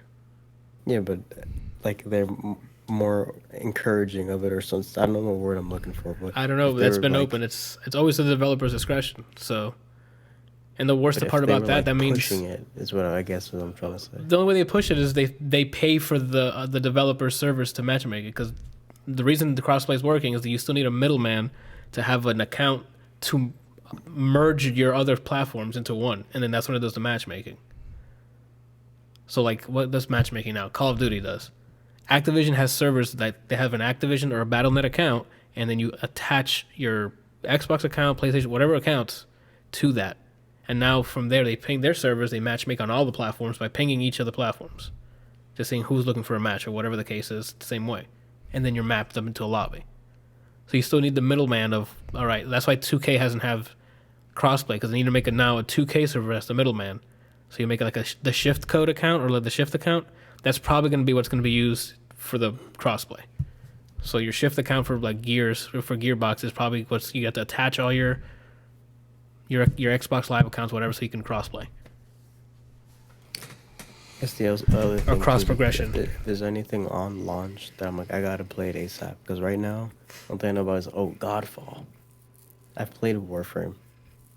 Well, Godfall looks like it's more towards Avengers. It's Melee Destiny. Oh Lord. I have Avengers then. Yeah, that's why I'm like, okay. I don't know what else is a launch title, and also November. Cyberpunk. You got to give me a reason to at least buy your console. Yeah. Because I've been waiting years for this game that's now coming out in November and not April. So you'll see. Again, the thing I'm waiting for is the price. Like that's the most thing, the most like exciting thing. Also, is the price. Is it Discless? If Discless is the same as the S, the Xbox S. No. Strong candidate. They're not going to be. That's why Randall said the same thing. It's the difference in prices between the S and the X is huge because it's less hardware. The S is like a fourth stronger than. I'm sorry. It's like a fourth of the power of the X. The two SKUs for PlayStation are identical, but less, I think, storage and no disk drive. So it still has a lot of power underneath. Right. So the difference is probably going to be maybe $50 difference, maybe at most 100. I'm not saying they're going to keep the price difference between the two models. I'm just saying the cheapest one will, I think, if it's the S price, that's fine. How much is the S? What's the difference between the two? Of which two? I'm sorry. Between the two Xbox ones, what's the difference between the prices? Like $200. I'm fine with it if discless is. The most expensive one is $500. Yes, for the X, and I think the S is $300. Yeah, so they're $200 difference. That's not going to be the case for the what's it called? And if they're going that low for the discless one, which is $300, so that means the regular one's going to be like $400. So they're going to be underneath the Series X, so it'll be cheaper. Which I can see that. I can't imagine they would go that low. Like if they're going to be that comparable, and the only thing that's really missing is the disc. So it depends. Like that's why I'm very curious to see what they could blow everybody's mind and make them the same price. I guess so, but that'd be at that point they're losing money for no reason. Wait.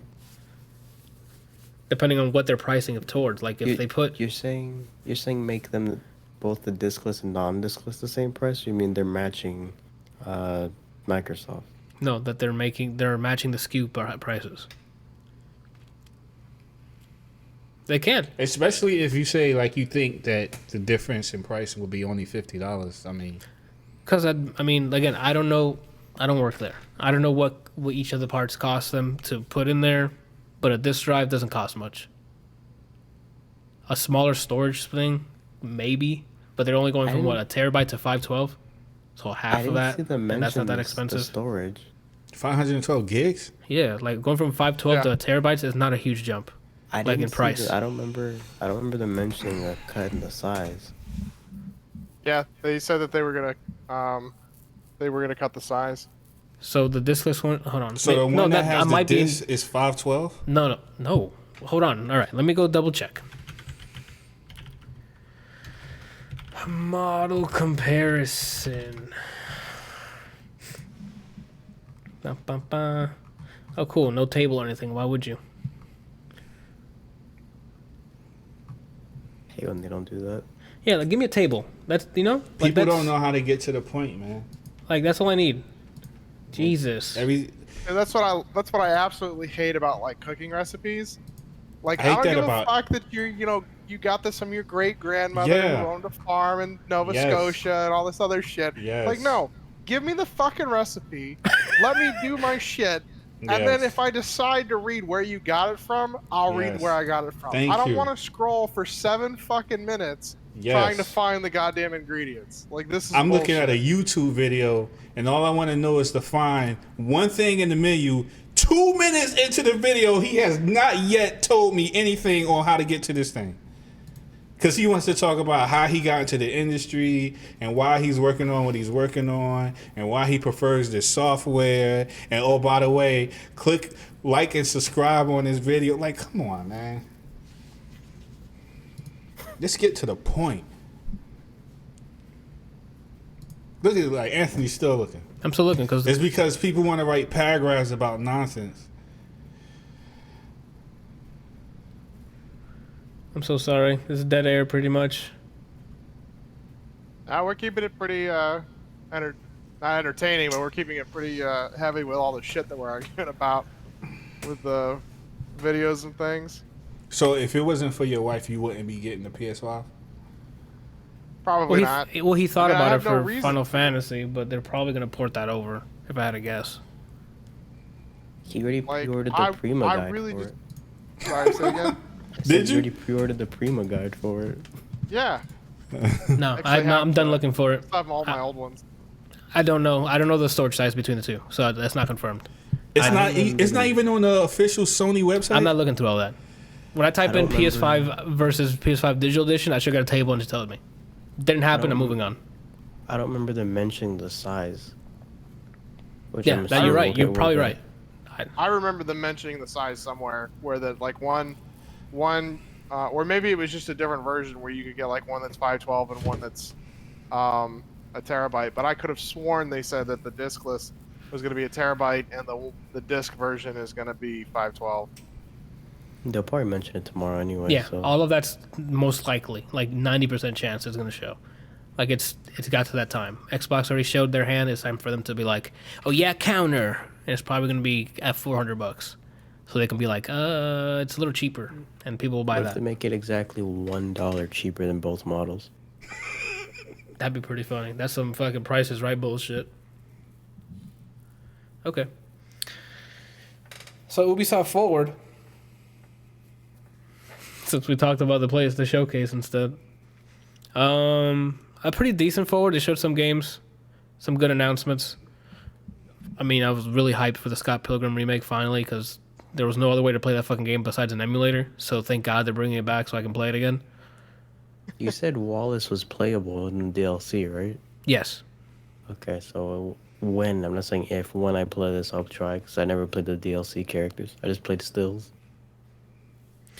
They showed off the renamed Gods and Monsters to Immortals Fenyx Rising, which is, I'm not kidding you, it's a game built on Assassin's Creed Odyssey engine, but aimed to be more like Breath of the Wild. That sounds like stuff like that marriage sound good to you? You gotta love this game. The game looks pretty cool. Yeah, like I'm down. Like how it looked. I'm definitely down to try it. It's very cartoony though. Yeah. The announcement trailer had me, and then I saw the screenshots and the video of it. I'm like, I'd rather play Valhalla. Which I've also seen nothing about. I just know Vikings and Assassin's Creed. And if it plays like Odyssey, I'm excited. And you can throw axe, so I know you're going to be doing that. I can throw an axe. That sounds hilarious. Yeah. And you get to fly and all sorts of stuff. It actually looks really cool. Yeah, I'm down to play it. No, bro, he's talking about Fenyx Rising now, not Valhalla. Okay. You can do it Valhalla too. I mean, with cheat codes. I mean, you can do anything at this point but be an assassin. So they showed off Rainbow Six Siege, the latest season with Sam Fisher, also known as Codename Zero, is out. They remade Prince of Persia: Sands of Time, and I personally do not like it. Trash. I don't like that remake. That doesn't look like. I mean, you know. PS4 graphics. Wait, is it for PS5? I don't know. Honestly, I don't know if it's for the PS5. It just was a remake, but it looks like trash. It looks like they're still using graphics pre-2008. I'm pretty sure there's some PS2 games that are out that look better than what they've remade so far. The only thing that they did that made it better was they used mocap. Did they remake the first one or the first one? Not the cel shaded one. Oh, then I don't care then. Yeah, the very first one they released for the PS. I think it was for the PS2. The second I saw it, the first thing I did was make the fucking sound it makes when you reverse time. Yeah. Oh my god! Like they managed to get the same. Huh? They managed to get the same voice actor for the Prince, which I think was cool. Yeah. And I think it's actually a studio that where it all takes place, building it, and that's really cool. But it's like they're not doing anything with it. They basically haven't updated any of the graphics. Like it looks like trash. The thing is, when remakes like Spyro and Crash are out, that's the bar. Like they remake, and Resident Evil 2 was like a rework. I'm talking about like a remake where the game's exactly the same but it looks better. The Crash trilogy, they had the same trilogy, and the Spyro one. Like, that's, you added polys there, added lighting. Like it looks. Well, I remembered it looking like, and the medieval one I haven't even touched yet. I still need to play that. Yeah. So yeah, Warrior Within was my favorite of the series. It definitely had like the most to it. The third one, the one that they released for like the was it 360? I think the one where it's like half. The half and half person. Yeah, but that one just there was nothing Two Thrones. To the game. Huh? I think it was the Two Thrones. Something like that. That one, like, didn't really care for that one at all. You could have just left it at Warrior Within and been totally fine. The first one was awesome, but the Warrior Within was always my favorite. That's the one I played and I stopped at. I didn't play Two Thrones. Like, I played Warrior Within, I'm like, this is dope. And then they announced and released the other one, and I'm like, I never played it. Is this it? No. No? No. What is he looking for? The fucking time travel, when you reverse time. Yeah, it's like, yeah. Right before everything starts to go dark.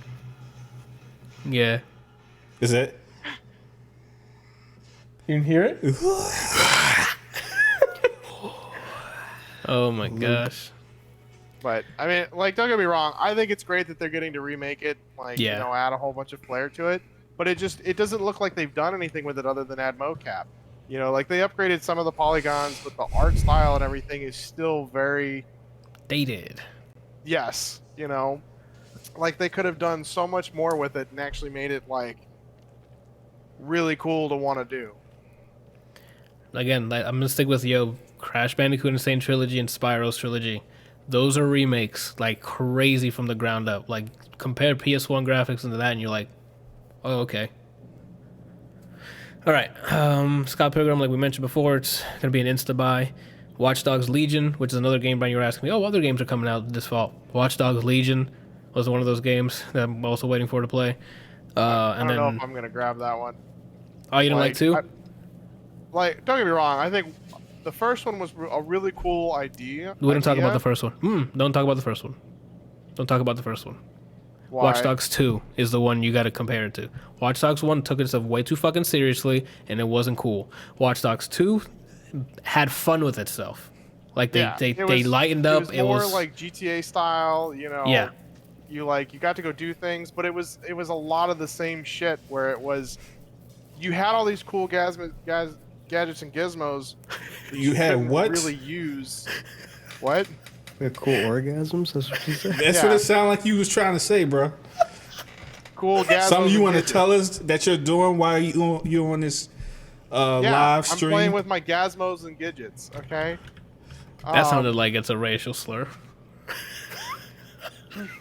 Anyway. But you still couldn't really utilize a lot of what he did. And like in the first one, you got to do things with a lot of the powers, or not powers, but a lot of the hacking. And the second one, you kind of just went from camera to camera and set off an explosion or, something. Or maybe you used the RC car. But for the most part, it just didn't... doing the missions and things didn't feel very gratifying. It just felt like a grind that you didn't need to do. So I don't know that I'm going to do Watch Dogs Legion. I'm definitely am. My entire squad is going to be old people. That's what I was going to say to you, Anthony. If you stream this, yes. If I see you once now with an old person, I'm not watching any time facts. Watch Dogs. My entire time is going to be Watch Dogs old people. And I'm going to be walking around with gats, dude. I don't know why I got emotional there, but it's just going to be it's me and the gun until I die. And I'm already 93 years old, so... Yeah, that part of it looks really cool, but I just don't know that it's enough of a selling point for me to buy this, especially after buying the first two. Oh no, after I play the second one, I'm like, I'm in. Second one, I'm in. The first one, I was like, oh. And then they announced the second one, and I'm like, maybe. And I tried it, and I'm like, okay, I'm in. Do you like these games for the gameplay only? For the most part, the Dead Sex storyline is whatever. It just did a really good job of making check marks. I like my checkmark games where you go around and complete everything. There's no release date for Ubisoft, Far Cry 6. Early next year. I think it's February. If you like checkmark games, you should get Need for Speed Heat. Like, I'm actually playing through The Crew 2, which is another Ubisoft game, but it's a racing game. And I think you might enjoy that more than Heat. But again, I only played a little bit, so I'm not going to review it yet. But I would enjoy closing the garage door and just letting my car run more than I would enjoy more than Heat. Like, that game was awful. Imagine a racing looter. Forza. No, that's not. This is literally you get drops finishing races and stuff, and you can get a random engine part. Why is that so gratifying to you? Random, because it's like, imagine walking. It's not real money. Loot's beautiful, dude. Loot's fantastic because you're like, oh, how is it cosmetic loot or is it just performance loot? Like for your car, like you might like a drivetrain might fucking drop, and it can have properties you can spend like skill points on it. Like they fucking open world a racing game. We're not talking about The Crew 2 right now. I said I'm not done with it. Moving on. Need for Speed Underground was like that, and it was fucking amazing. The open world part of it. Yeah, the open world part. Yeah, I'm like, but this is like a different level of like loot stuff. Like this, like in Need for Speed, you just saved up money and bought stuff. Heat was awful. Like, yeah, Heat, I'll take your word for that. There was nothing. You don't. There's no gratification for being like, oh, I can afford that new. He got the wettest lip. What the fuck? All right. And then they ended. Sorry to cut you off, but then they ended. That's already 3 hours in. And then they ended Ubisoft Forward with Riders Republic, which is the people who made Steep. Porn site. Oh, I guess so. The people who made Steep is their next game, so it's not just ice. Extreme sports, it's like everything. Yeah, there's like mountain biking and what is it? Not parasailing. Gliding or some sort. Like it's like some sort of like glider suit. You can snowboard. You can do. There's like a shit ton of stuff in this game. But where's Mont Blanc? Who? So when they announced Steep, right? We shouldn't be making fun of this at all, but here we are. When they announced Steep on stage, and I think it was an E3 or some sort of event, and the guys were showing off Steep, and they were talking about a mountain called Mont Blanc. But everyone in Ubisoft is French, so they have thick French accents. So every time he would mention this mountain, it'd be Mont Blanc. So on stage, he would be like, so when you're going down the Mont Blanc, and then like it's not like he had some... I just kept doing the impression throughout the whole presentation. So... John says, I hope I'm not insulting someone. I just wanted to answer the question from 40 minutes ago. Yeah, you were insulting Phil Spencer. Like Brian does. That's not an insult, though, if he likes his wet-ass lips. That's about it for Ubisoft Forward. Besides, did you guys care about any of those? Or, like, those get the announcements? Like, besides, Scott Pilgrim. And I personally like the Immortals one. Because I like Odyssey, and I like that they're going with, like, super fantasy now. I thought about giving the new Watch Dogs a try. What platform are you getting it on? It's on PC, right? It is. So now we get it on PC. Okay, good. But will your graphics card handle it? No, I'm saying good because I know where he stands now. On what? No, I know where you stand now. On what? You know. No, tell me. You know. Go look up the release platforms, Randall. The release platforms? Yeah. He asked me what platform am I getting it on. Yep. And you said.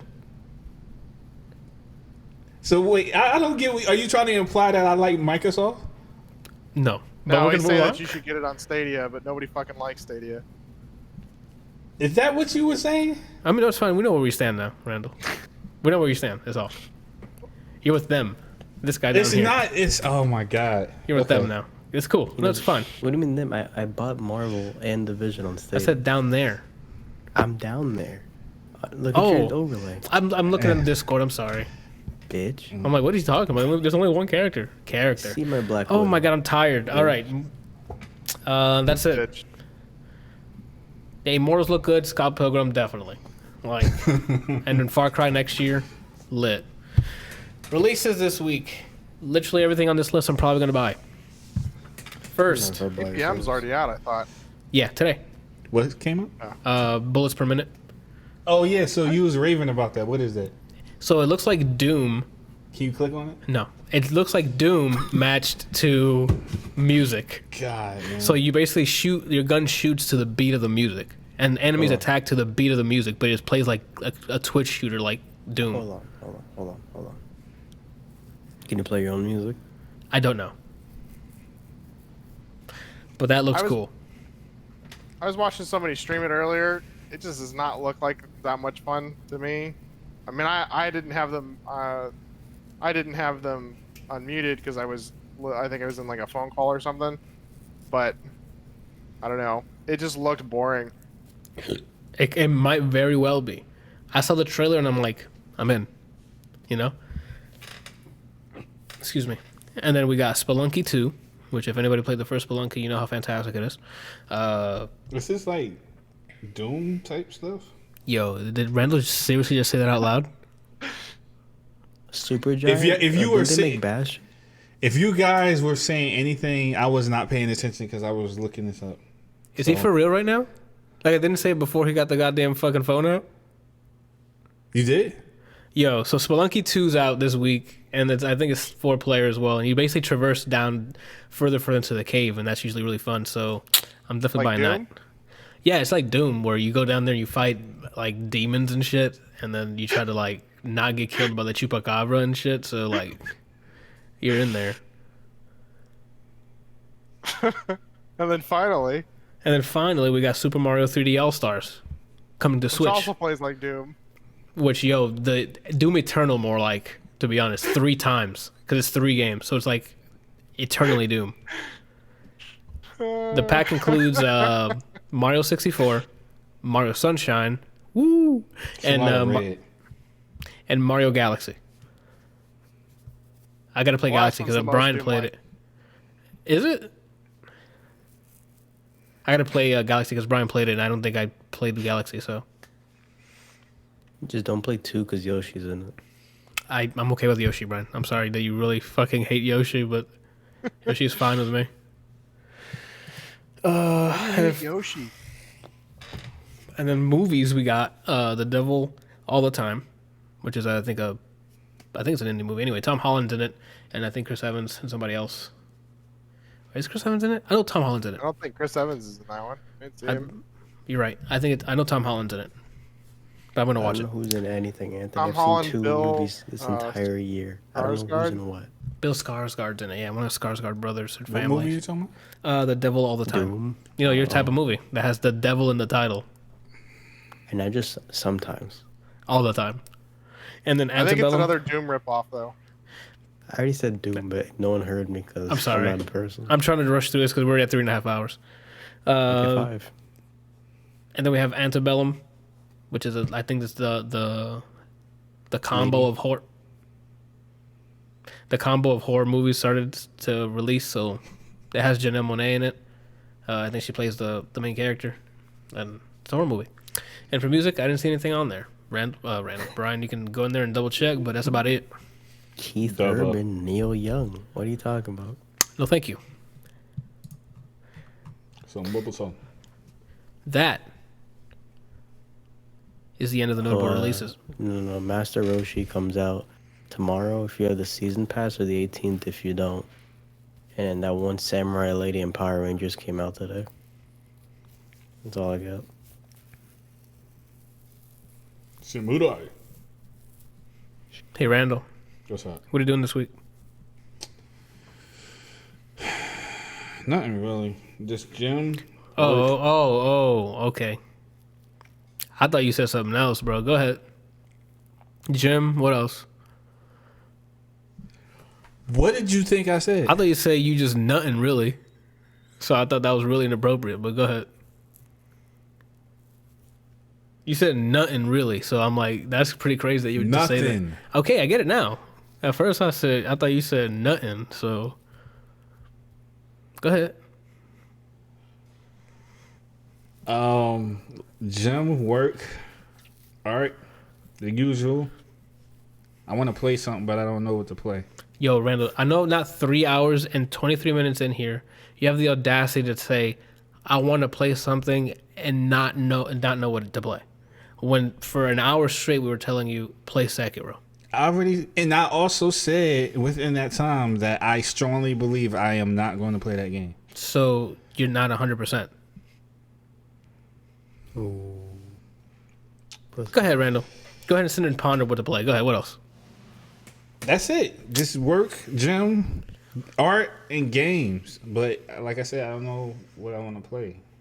I need to play something between now and Cyberpunk. There's a lot. So what about Willow of the Wisps? Okay, let me start off by saying it's Ori and the Will of the Wisps. Will of the Wisps.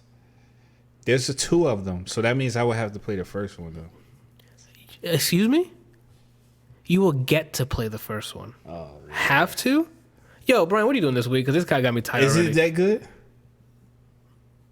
Brian, what are you doing this week? One. Why would I say he's not playing it now? I said I like the first one. Yeah, he's not gonna play it. He's not gonna play it. What's today? Who am I? Tuesday. Tomorrow I'm watching ReZero and then probably trying out this new patch for Dragon Ball Fighters. Lit. Dragon Ball. I'll probably grab the Roshi on Friday when it's available. Roshi is out on Friday? Randall, like. So then on Thursday, I don't know. Maybe I'll stream Thursday. Maybe I'll just sit in my room quietly and play Marvel's Avengers some more. Marvel's Avengers got the hooks in. I do want to play it again. Really? I can't believe I played a game for 24 hours straight. You can do it because we had a lot of stuff to finish. So. For the most part, Thursday and Friday are free. Whatever I feel like doing, I'll probably do. I'll either work on music or play some Marvel, or if Anthony's streaming something that I can join, I might join him, or I might just, shit myself. Hyperscape. I'm done with Battle Royales. Damn it. How you feel? Okay, and then Kelsey. Thursday, Friday, and then if you want to do something on your fucking born day, you let me know, bitch. I don't have any plans besides to stay here, so. Kelsey. So this week I'll probably be streaming. What the hell was it? How was he looking like that? He got. Oh, nice. There you go. You can watch and play it. See if he makes the same decisions you did. Bryant was kind enough to gift it to me for my birthday, so I was gonna play that. Nice. Randall, you better be in every freaking stream because you played through it, so you can see so you can give him advice if he asks a question. I can't give him no advice. That defeats that's the whole point of the game is to make decisions. No, but if he's like, yo, how do I move forward? That's not an issue. Oh. If he has a problem moving forward, he shouldn't be playing the game. I know that Path of Exile has a new league coming out soon, but I don't know that I'm going to play it. I think you and Adam are too hooked on Remnant to go back to Path. Probably. They just had an update with Remnant. Apparently today they had a hot fix, but one of the major items that allows us to move quickly through the game, as we progress further and further, doesn't work in multiplayer for the person who has joined, which is just wonderful. At least it has not been working for him, but it works for me, and it's kind of frustrating. I think they also need to retune a bunch of the frost stuff because it's pretty overpowered. So, okay. Power of Ice. All right. All right. Yeah. So when are we fucking beating that, Anthony? I don't know. Whoa. How many times I gotta tell you, the games we've already played are lower on the priority of the new games that are coming out. All right, so you haven't said if he's done with his week and you said you don't know what you're doing this week. Learn me something. Let's get it. Tomorrow's Wednesday. Brian's watching anime because why would he? What the hell am I gonna play? I don't fucking know. I already finished Division 2 Manhunt. What else? Hades. I can keep playing Hades, but I've already played that enough, so I might just use the time to record more Life is Strange. Played that enough? Did you beat the game?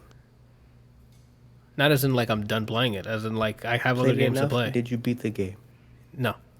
Then you didn't not even play it an ounce of where you should be right now. Do I unlock more stuff if I do beat it? You more lore, yeah, and you get more mechanics. I think I don't remember. I don't know what the fuck you have. I don't remember. Oh, okay. Yeah, you get the packs of punishment. What is that? Is it the one that makes things harder? Oh, I definitely don't want that. You know me. Unless the rewards are worth it. It's like 20 times multiplier for currency or some shit. Do you know how when you do a run, the first boss you get this item, next boss you get this item? Yes. Basically resets it, so with that weapon, every time you add a point, you now get to re-get those things. That's how you keep upgrading it. Okay. Oh, that's worth it then. It's Hades. All right.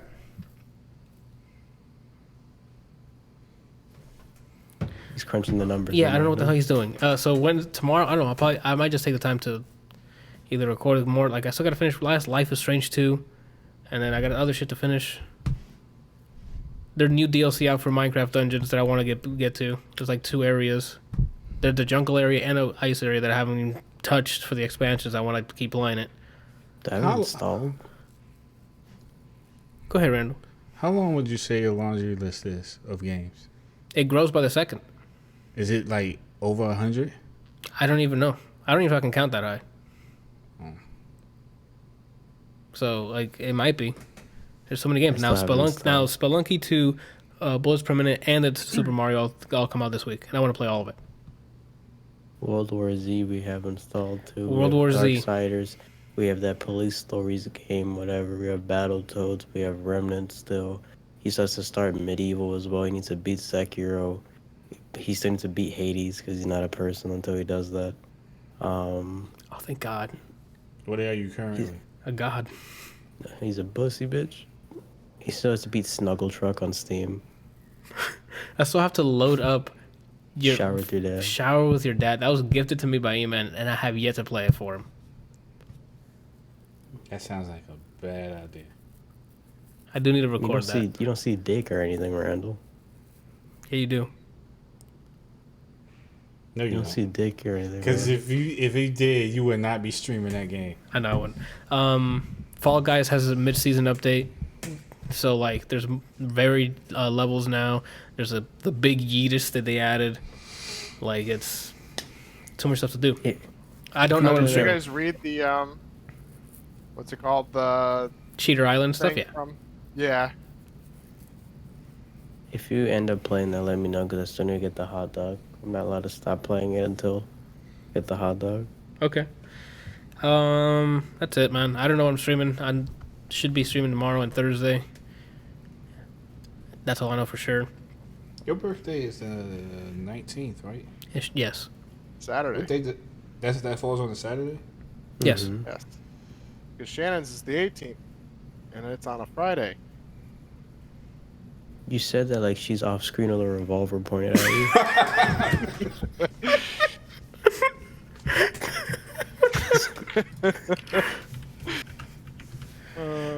Okay. So I now know like 9 people with birthdays in September. My neighbor's 2 kids are September 6th and September 13th. Mine's the 11th. Jenny's is the 14th. Shannon's is the 18th. Yours is the 19th. And isn't your mom's the 27th? Yes. So here, let me add 2 more for you. E-Man's is on the 3rd, and then Chris is on 6th? 7th? Who was that? Janiana's brothers. 2 of her brothers are in September. So now you got 11. Actually, another friend of mine's birthday was yesterday. He's just trying to one up you. He doesn't have a friend yesterday's birthday. How's he one up me? He had 8 on his list. I had 2. Yeah, but you spoke last, so he's trying to one up you. Oh. It's exactly what I was trying to do. He was about to say, Tonks, birthday's tomorrow. That's what he's going to say. All right. That's it. Episode 109 in the books. 3 hours and a half. It's going to be great to upload this shit. Have you broken it down the 24-hour stream yet? Not yet. I still got to do that too. I forgot to mention Sunday, if I'm not feeling like dog shit, Spiritfarer Sunday morning stream again. I didn't do it the last 2 weeks. What a fucking bitch. Okay. Thank you guys for watching the ADLR Podcast, episode 109. We'll be back next week with I don't know what. To be honest, maybe I'll review Spelunky, see how that plays, which is probably more like the first one. And I don't know. We'll see. It's a week of... Oh, we'll probably talk about the showcase. It's happening tomorrow for the PlayStation 5. We'll compare prices. We'll talk shit about both consoles. Decide who's buying what. If they're excited at all. If anybody gives a shit. All right. Thank you guys for watching. We're out. Welcome.